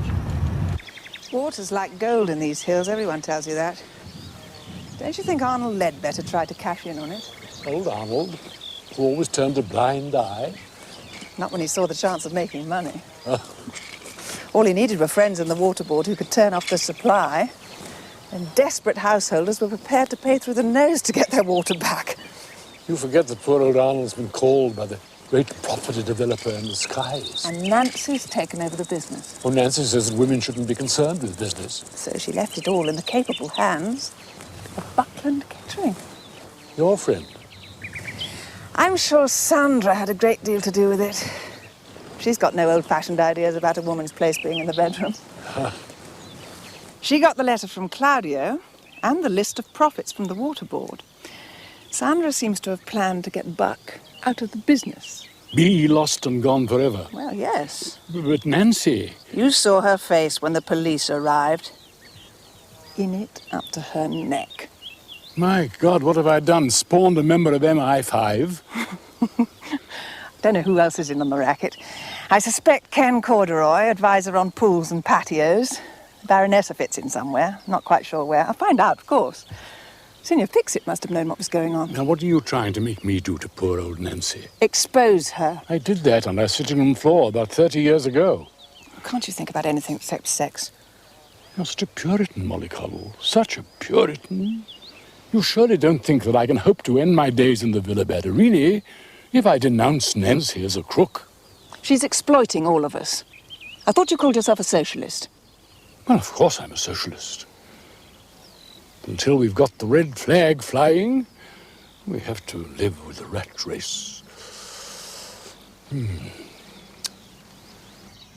My daughter Molly. A remarkably inquisitive girl, as I remember. Molly Coddle has suggested that I devote one of my immortal jottings to the mysterious disappearance of water in Tuscan homes.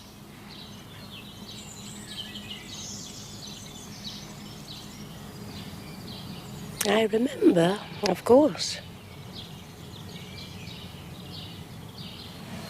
That day when the house was empty.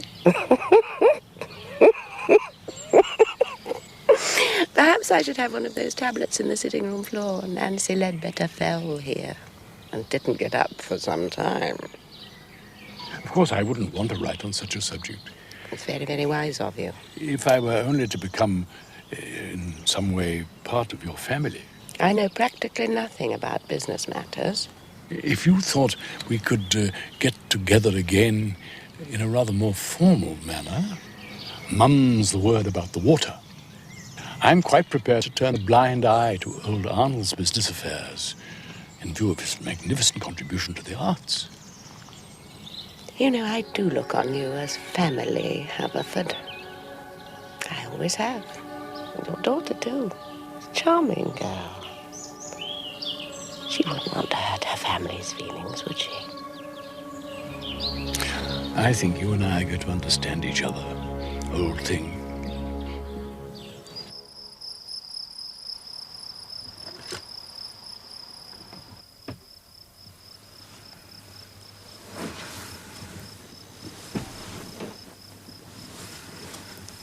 What's the matter? Can't you sleep? I can hear something.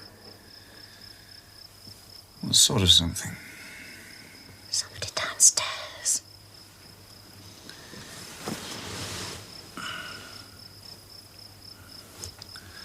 Oh, I can't hear anything.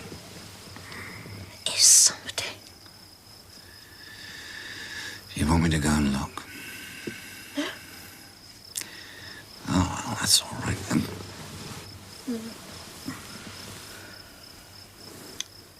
You don't want to go, do you? Considering there's nobody there, it seems unnecessary. I'm going.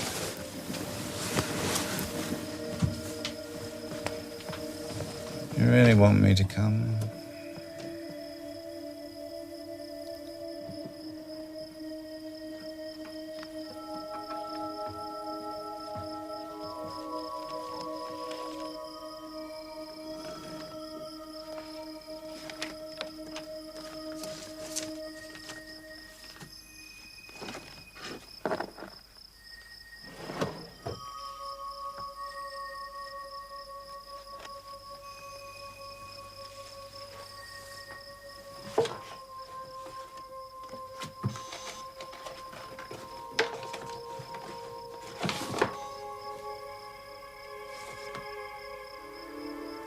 Chrissy Kettering.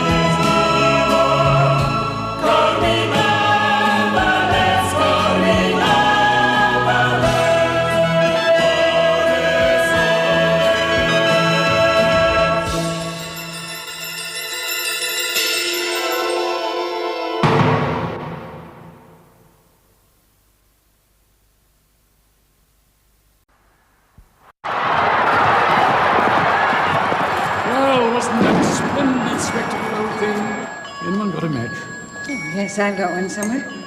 We did the whole Piera della Francesca trail, from the frescoes in Arezzo to that extraordinary flagellation in Urbino. We're going to do that too. Mr. Kettering recommended it. Have you seen him lately? Is Signor Kettering? Sì, signora, è il padrone. I told you we did nothing, we just had lunch! Hugh hasn't been unfaithful. Poor old Hughie. All froth and no Guinness. Did you see Chancery Lane? Well, it was just a figure of speech. You mean you actually saw? Now, Molly Coddle. Why did you have to kiss that Tobias woman in Chancery Lane? Who told you that? Excuse me. Wouldn't you like to expose the water racket? I'm sure Sandra's had a great deal to do with it. She got the letter from Claudio and the list of profits from the water board. Sandra seems to have planned to get Buck out of the business. I can hear something. Chrissy Kettering. How would you feel if I decided to marry again? Anyone in particular? Well, my dear, have I satisfied your curiosity about your landlord? Except for one thing. What's that? Where is he? Non tecum post hac mare, resupainus in umbra, effugiam extima, tempore solem, onta vicinus, urgenit vesperam antes, das annecum rosa,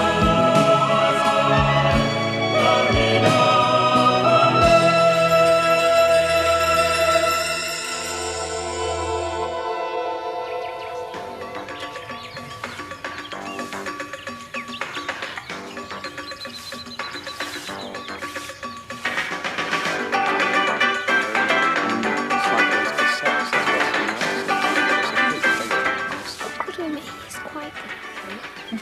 Everything okay?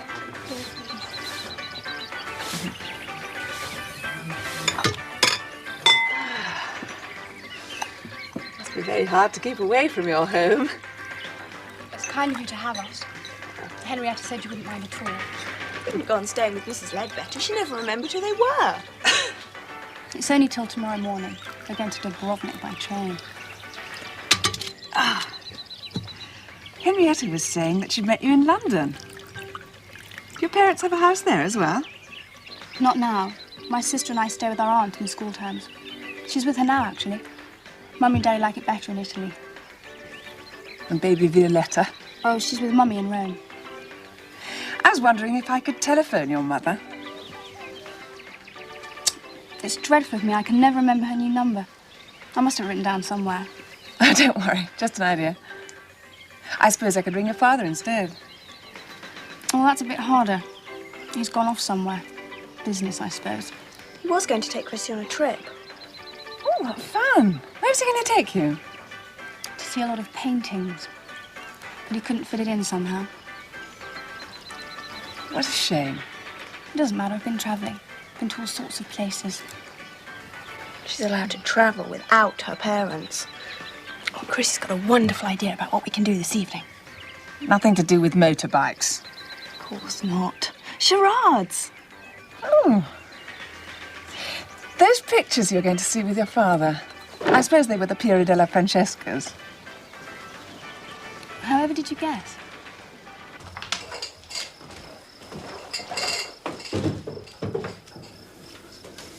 Why did you do it? Do what? You know perfectly well. You've just pretty well broken up my marriage, that's all. Why did you have to tell her? About the chaste kiss in Chancery Lane. Is that really going to break up your marriage? You may find it very funny. I know that everybody laughed at marriages breaking up in the swinging 60s. I happen to take mine a little more seriously. Do you really? Yes. I have a sense of responsibility. Poor old you. I hope you get better soon. Can I give you a bit of help as to how to get back into the favour of the romantic mollycoddle? She clearly finds it intolerable that your activities with the fair Tobias should be confined to a passionless kiss in the street. So it seems. Tell her you're having a rip-roaring affair. Not only with the fair divorcee, but also with the girl on the switchboard and, oh, I don't know, some lady physio in Fulham. Then tell her you'd far rather Roger her than the whole boiling lot of them. Ha! Well, now, is that any help to you? Oh, yes, thank you. Thank you very much. Come on then, I'll sleep it up. All right. Shall I sit here?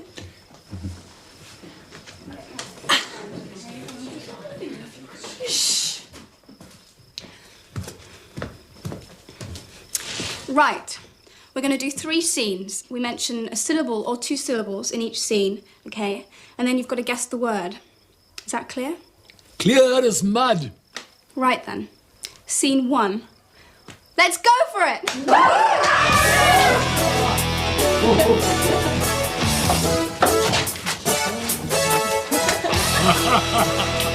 Is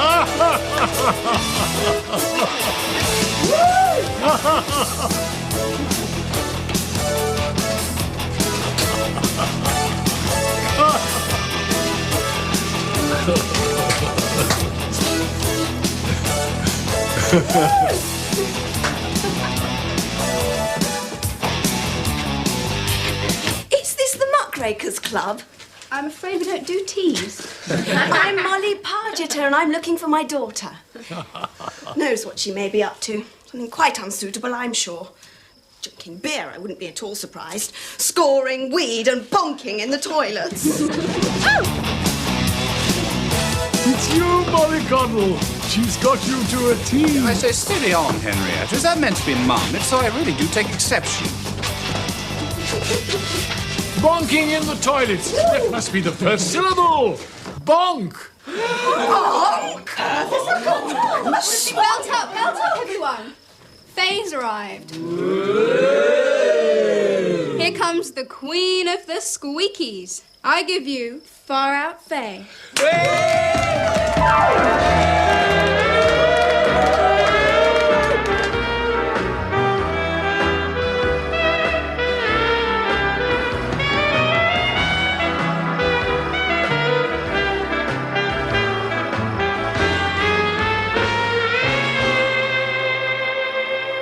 Good heavens, who on earth's that? That, madam, is your daughter. Sam? Darling? Oh, my baby! That's the first syllable. Interval now. It was not all going to be like this. I think I'll just take her up.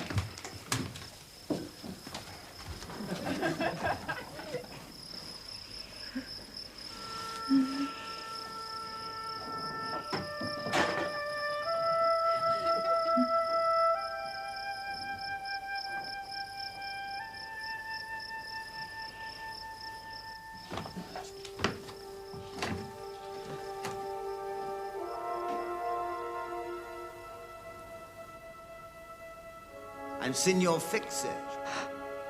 Remember?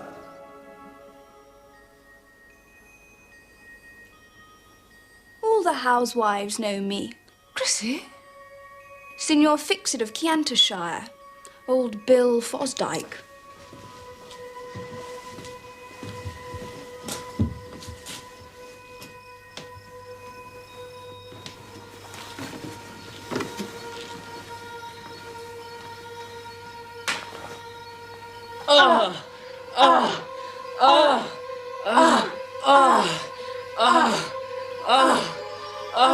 Stop!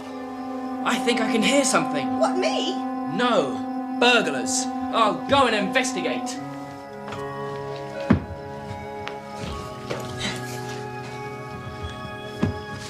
Okay, you can come out now.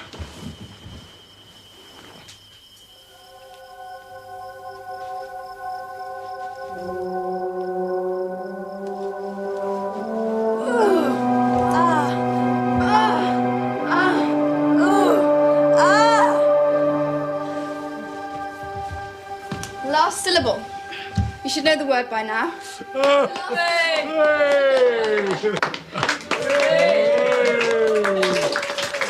Bonk. What sort of word has its first syllable bonk? Din. The first was din. Dinner time. You're all cold, absolutely icy. Well, give us a clue. The last syllable, what did we all say? Ooh and ah, as far as I remember. Samantha was Faye, Queen of the Squeakies. The last syllable was ah. Felicita! This house! Right! In the second scene, I said licit or illicit. Yes, but the real word is felicita. All the same, you got it. You're a sleuth, my mollycoddle. A veritable sleuth. I thought it was obvious, but I've learnt something new. Oh, dear. They call him Bill. Bill Fosdyke. He was William, but Chrissy Kettering called him Bill. You mean B?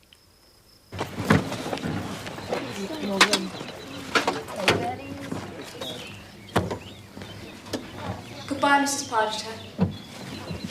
Thank you so much for having us. Do stay with us a little longer if you'd like to. No, really, I must go with my friends. It's very kind of you. I suppose you got what you came to find. What do you mean? What you were looking for on the evening you arrived. In the cupboard downstairs. Oh, in there. My reading list for the holidays. Miles and miles of Jane Austen and D.H. Lawrence. I knew it must have got left here. Mama gets so careless sometimes. Is that what it was? Yep. Goodbye then, Chrissy. Bye. Oh, thanks again. I'll send you a postcard.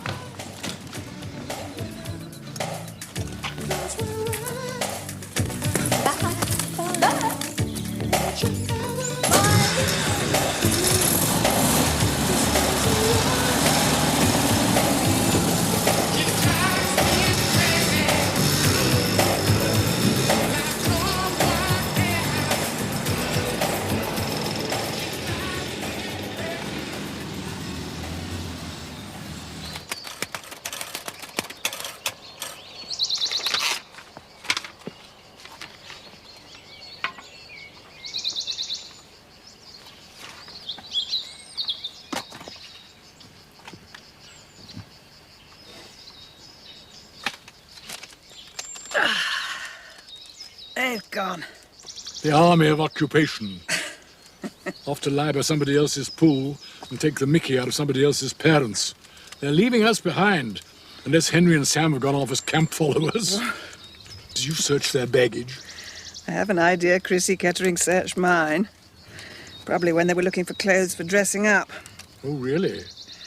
Well, what would she have found there? The letter Claudia wrote to her mother about the waterboard. I think that's what she came for. Molly Coddle, are you still worrying about the waterboard? No. Not now. Moved on, have you? Where to exactly? Bill Fosdyke. Ah, yes. B. B, lost and gone forever. Well, no one's gone more thoroughly than poor old Fosdyke. So you're worried about him now, are you? And Buck Kettering? Don't believe he's gone forever. When you had dinner with Fosdyke... On an extraordinary occasion. Steak and kidney pie and apple crumble. What did he say to you, exactly? Can't do it, Molly. What do you mean? Well, I suppose Fosdyke might not have minded my telling you, as an immediate member of the family. It was the usual problem. Fosdyke told me he'd fallen for some married woman. He wanted my advice, of course, as being such an expert on the subject. Married woman? Who was she? Don't ask me, Molly. Fosdyke seemed to think that her name shouldn't be mentioned in the mess. Oh, this coffee's as cold as chastity. You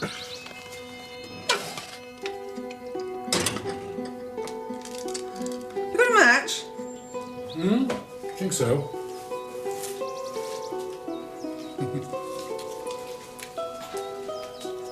Albino, the Motel Galambrosa. Where'd you get these? Pinched them. Took the light off that delectable old school friend of yours at the palio party. Must have slipped them into my pocket. Rosy sporting brass. Perhaps she's been to Urbino. The end of the Piero della Francesca Trail. And Rose is the only Brit Buck Kettering really trusted.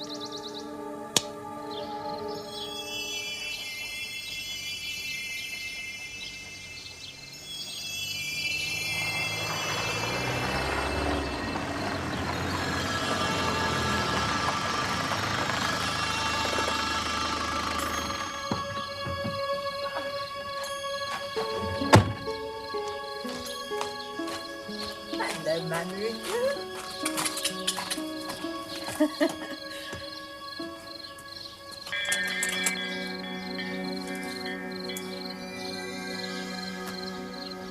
Come up, why don't you? I'm all alone in the world. This is for the porta principale.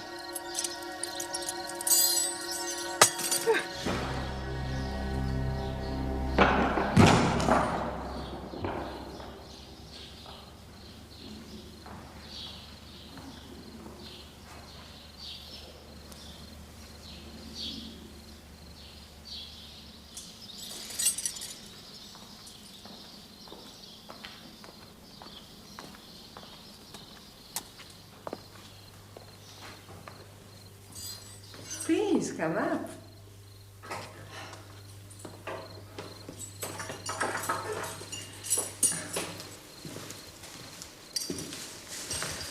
I only called in to buy some wine. Wine? I thought you came to ask more questions. I think most of my questions have been answered one way or the other. And the holiday's nearly over. Oh, you are leaving us. I hope to take one more trip. To Florence? For shopping? To Urbino for the flagellation. Buck Kettering thinks it the greatest small picture in the world. I'm looking forward to discussing it with him.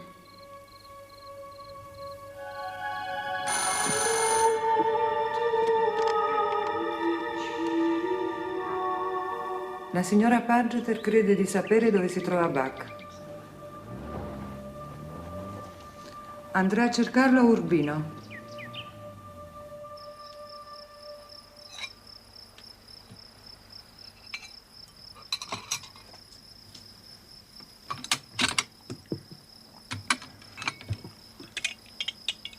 Only a night. What? I'll only be away a night. It's the trip I've always planned, across the mountains of the moon to Urbino. Can't we all come? The children would hate it. They'd feel sick in the car. We'd hate it. Don't you want me to come? No, Why not? because you don't really want to.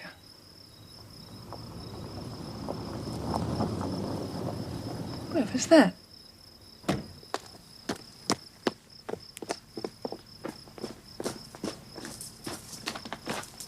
Dear Mrs. Pargeter, we've been dining with the Baronessa and had to call in.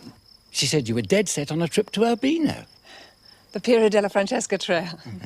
Arezzo frescoes, the pregnant Madonna on Turkey, the resurrection in San Sepolcro, then over the hills for the great flagellation. What a coincidence.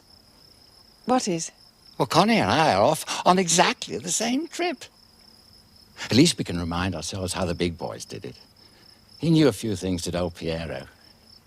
We thought of going tomorrow, back the next day. Well, it's very kind of you, You're but... taking the family with you? No, I'd be going by myself. Why don't you snitch a lift with me and Connie? No point in trailing over there with 2 cars. I mean, we wouldn't force ourselves on you. Toddle off on your own, by all means, to absorb the works of art. Well, it's very kind of you. Oh, we'll report here at 8 sharp.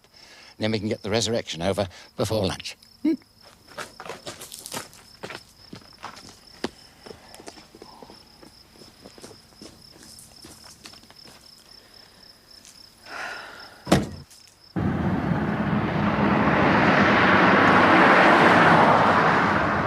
The frescoes at Arezzo are the center of Piero's career and have been considered his chief claim to immortality. They represent the legend of the true cross.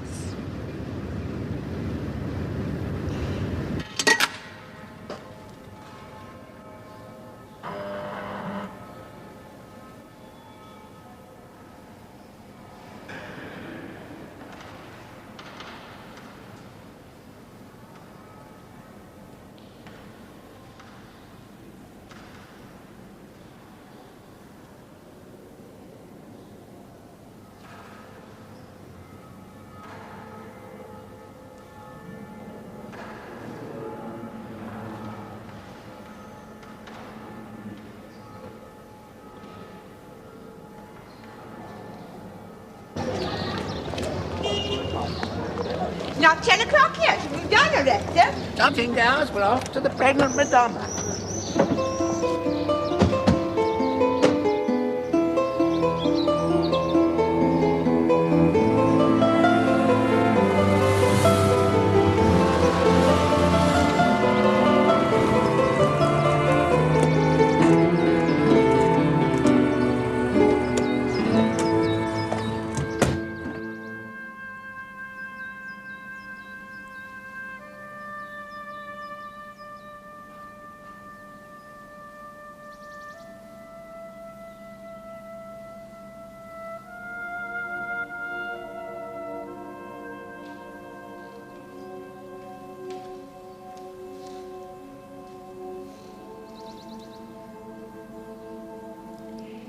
Nicholas is keen to hit the road. I know he wants to get to San Sepolcro in time for the resurrection.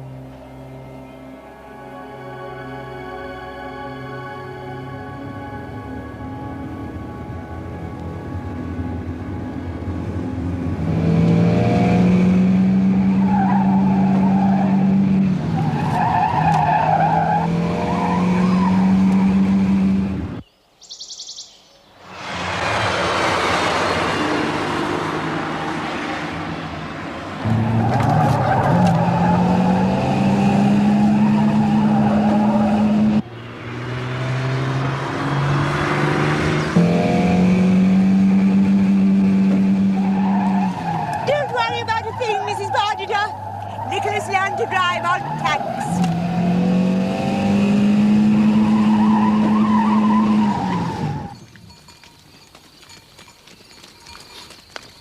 I wonder where you'd like dinner in Urbino tonight. I know where you can get fish and boiled potatoes. You can get a hell of a lot of energy out of a boiled potato. I'd rather wander around by myself this evening. Hope you don't think I'm being rude. Of course not. I learnt that lesson in HM's consular service. People can get very funny out here who start prying into their business. They seem to mind much more than they do in the UK. Must be the hot weather. Sometimes so tempting, isn't it? To pry just a little. Other people's lives seem so terribly interesting.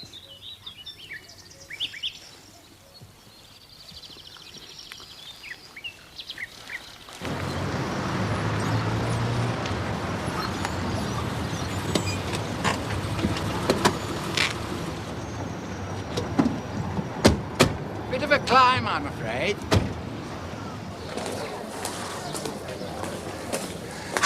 The chap who built this was a professional soldier.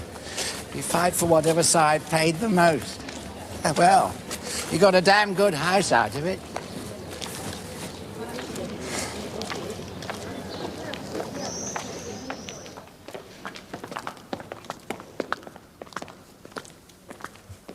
Connie and me want to knock off the Raphaels while we're about it. We'll leave you to do your own thing, Mrs. Pargeter.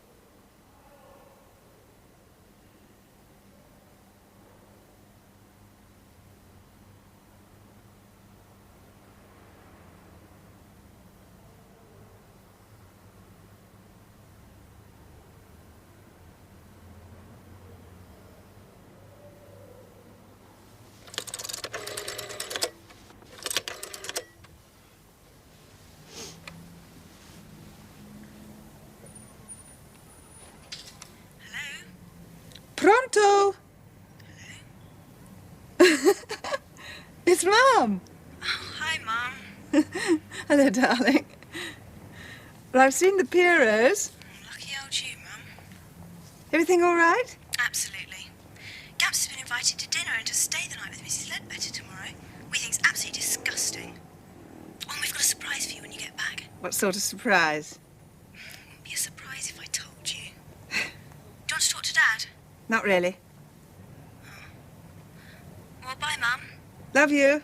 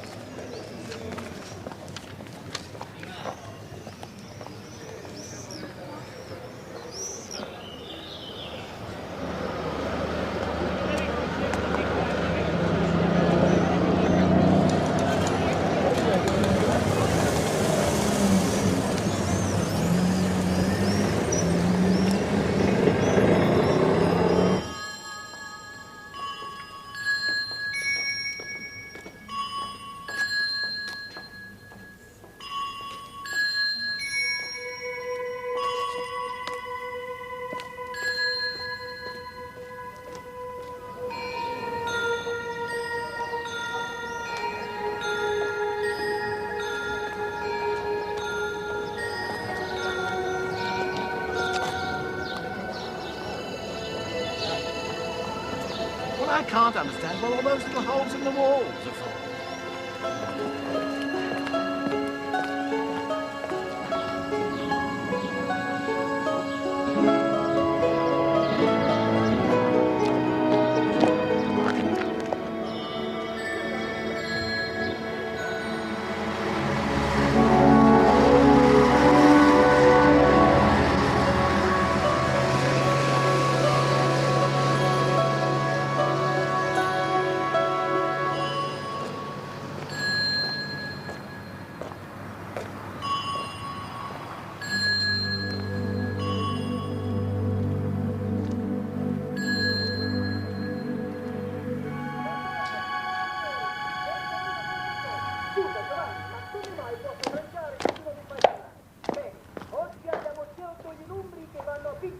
Questa macchina deve partire.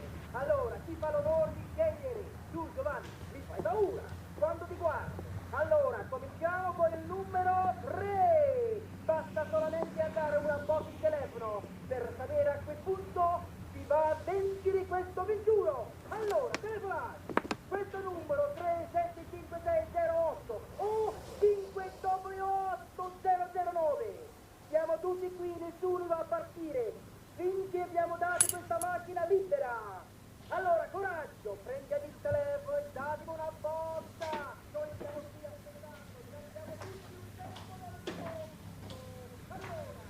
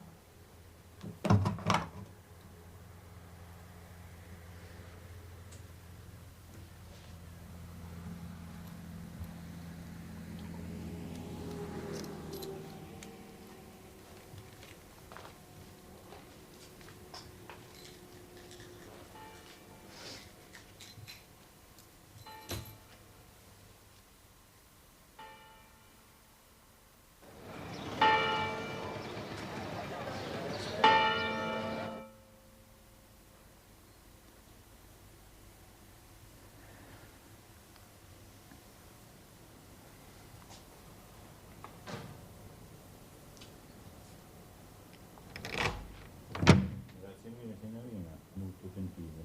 Grazie. Buonasera.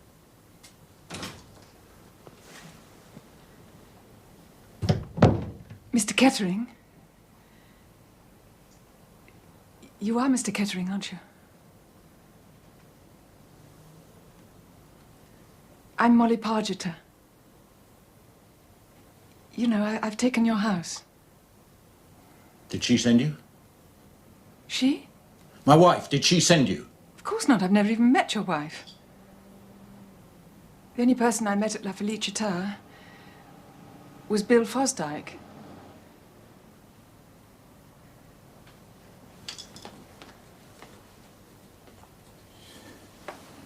Then why are you here?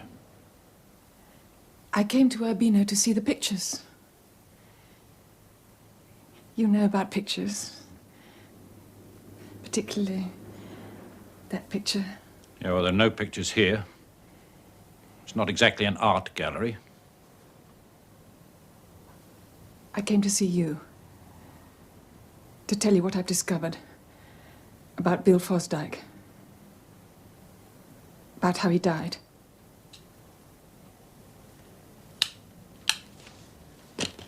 Got drunk, fell into an empty pool. That's what I heard. Yes, I heard that too. And you're sure that my wife, you're sure she didn't tell you where to find me? No, it was an old friend of yours, actually. Huh? Rosie Fortinbras. We were at school together. You know that I'm not staying here under my own name. You're calling yourself Arnold. After your old boss. And I suppose Rosie told you that, too.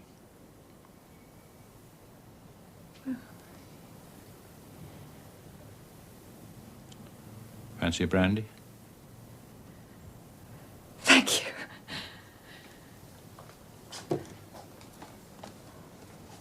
Yeah. Keep it if you like. Please do sit down. It's not exactly grand confort, but I don't believe there are too many bugs in the furniture. Thanks. Well, here's to marriage. Yours going all right, I sincerely hope. Yes.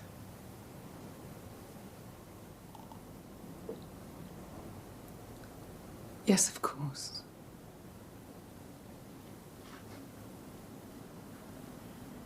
Yeah, well, drink up, Mrs. Pargeter, and maybe we'll find out why you really came.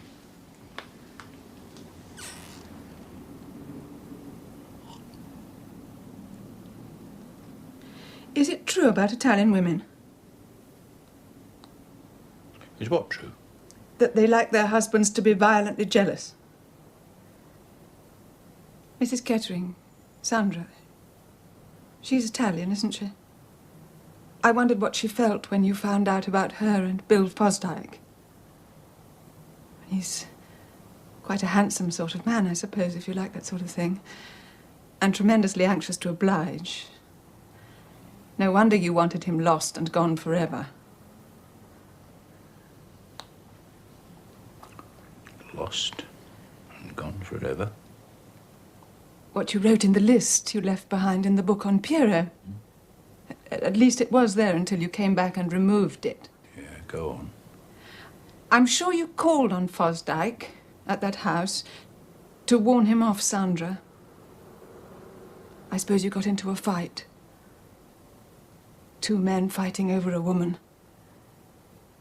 When he fell, that might have been an accident. I know no more.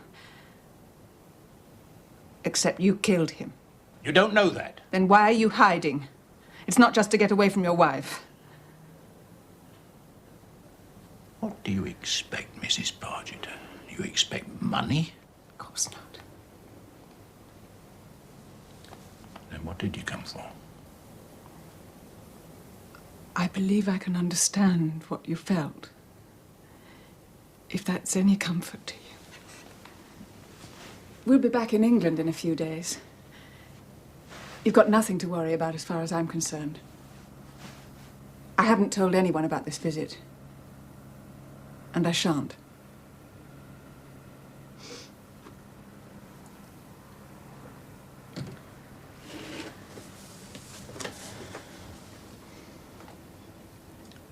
La Felicita.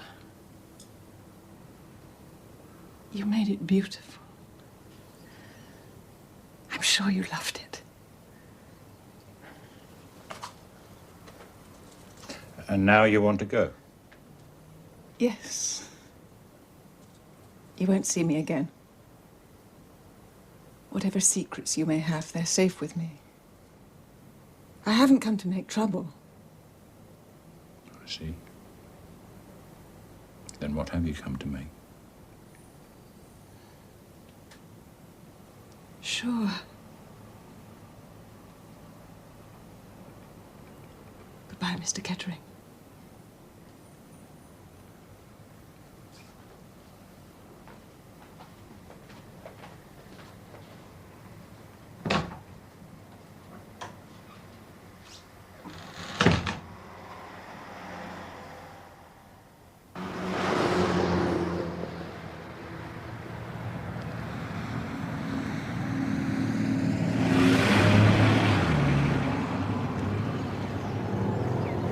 Great Scott, there you are.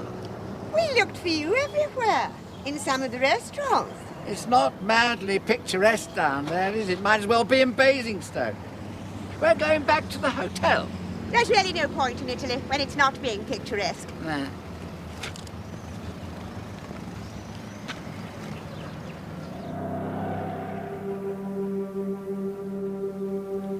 In a grotty motel called the Vallombrosa. In the Via Montecchia. We shall be there tomorrow, as far as we know.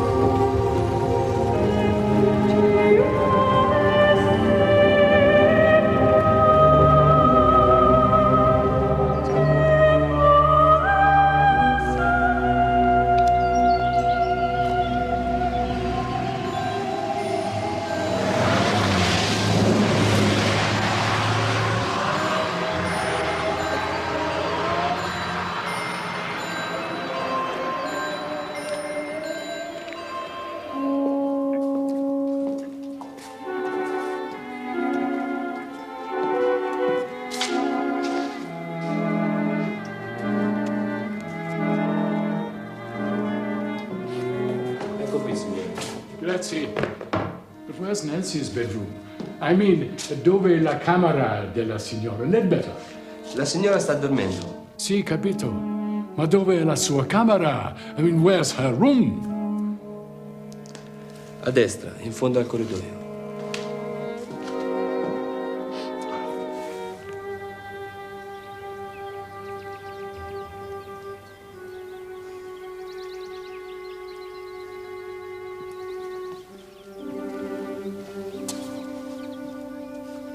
Good evening, Prince.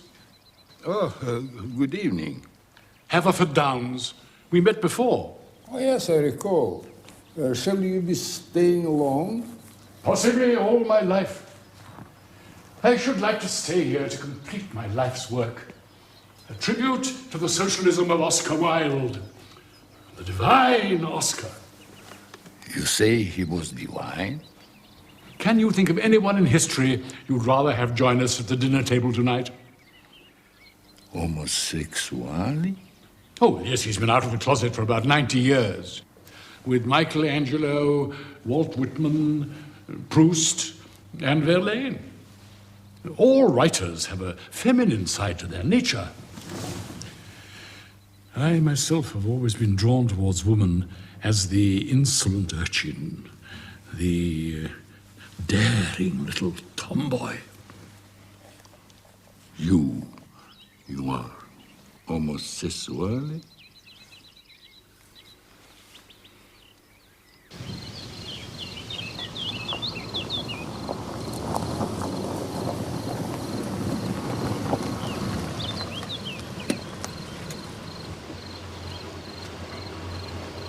Thanks so much. Bye-bye.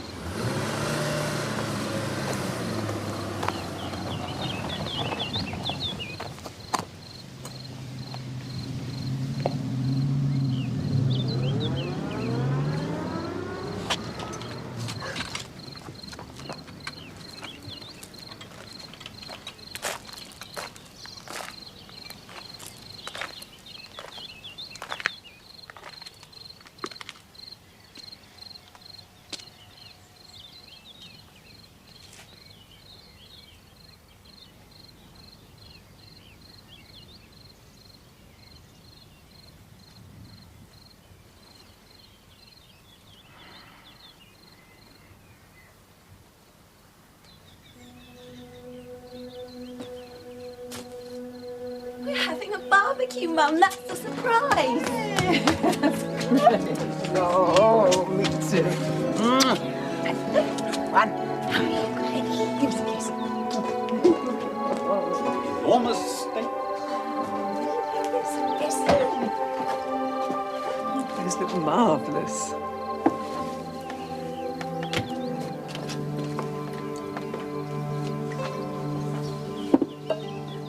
Was it good then? Your trip? Yes.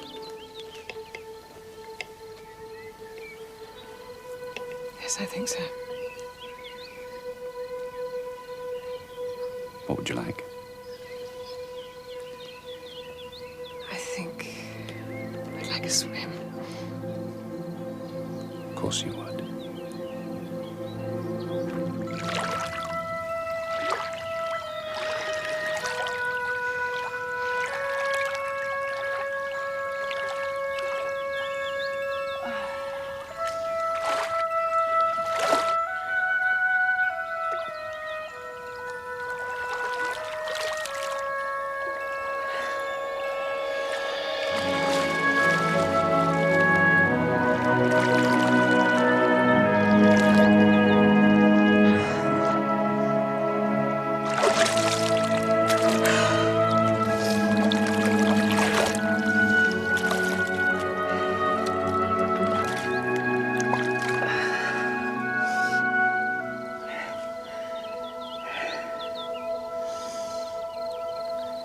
All artists need a patron, even Shakespeare.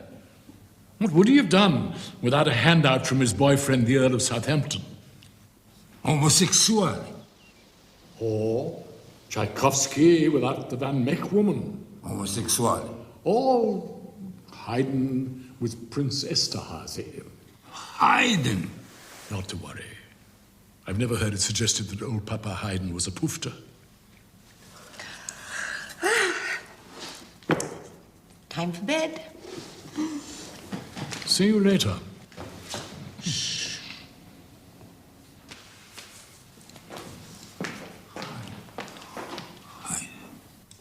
About that postcard. For heaven's sake, people have more things to worry about than postcards. I felt as though you'd been away for a long time. Not just last night, but as if you'd taken this whole holiday on your own. I must say, I felt a bit left out. Have you? I've been so busy. It's all over now.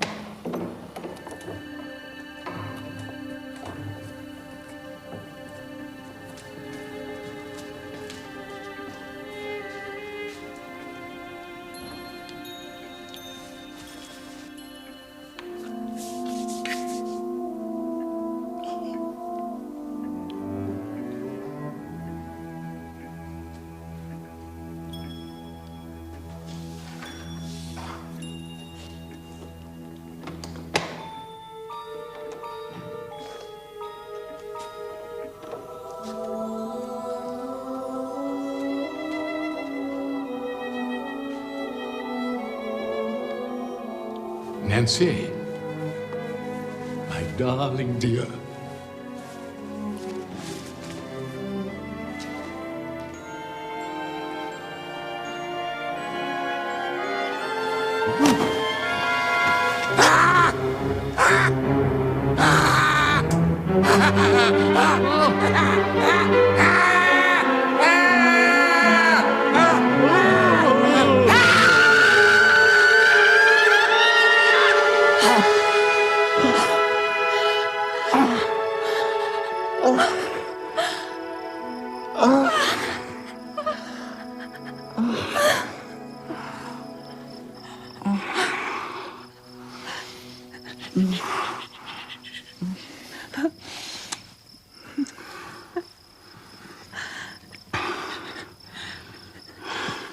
So quiet.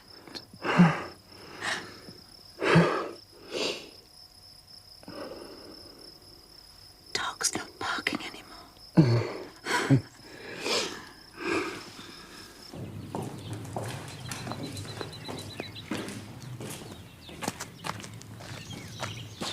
I'm sorry.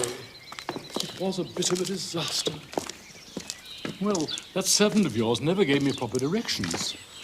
But we'll make up for it, won't we? Some other night. There won't be another night. Nancy, my dear old thing, don't you remember? I'm going to marry Tosti Castelnuovo. That old tortoise? Well, none of us particularly young, Haverford. And Tosti's a very kind man and quite ridiculously rich. But our past, Nancy, I mean, those times we slid between the sheets together, does it mean nothing to you? Nothing very much now.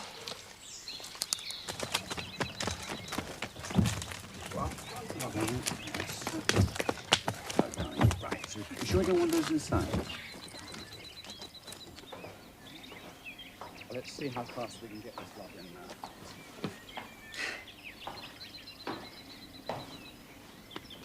That one as well. Arrivederci, Giovanna. Grazie per tutto. Arrivederci, signora. The big one.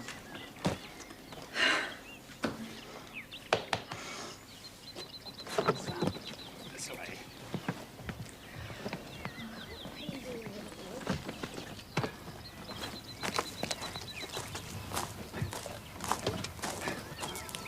Last one. Let's go.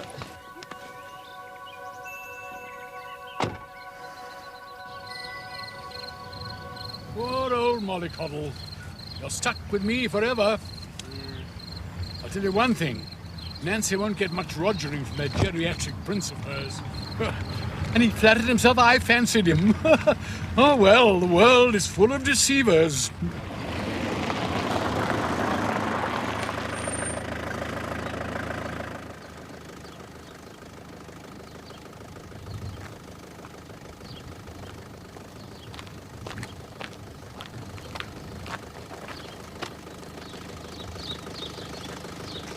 So sad you are leaving.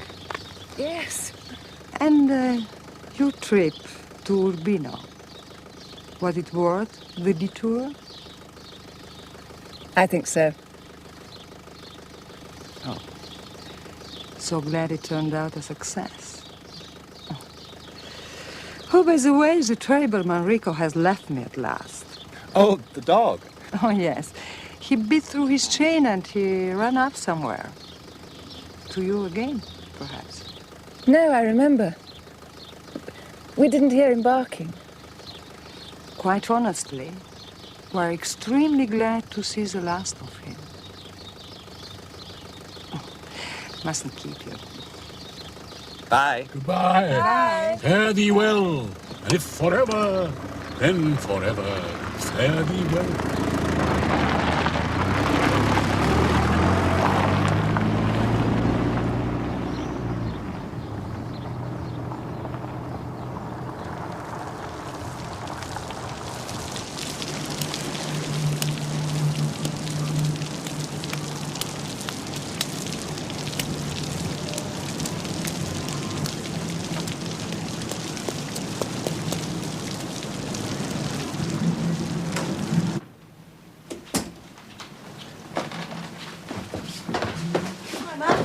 Hello, darling.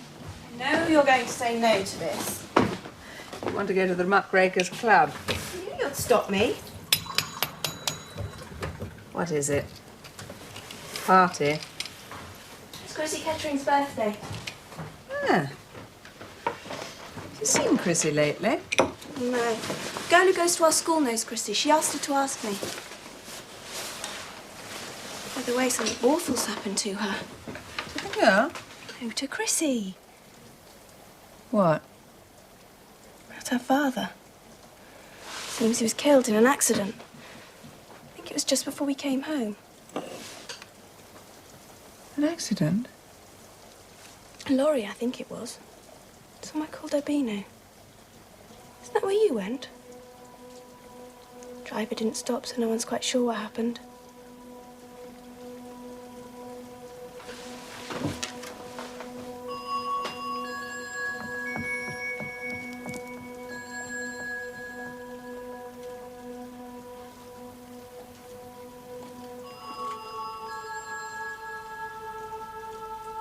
That was mine and you ate it. I'm sorry. Really.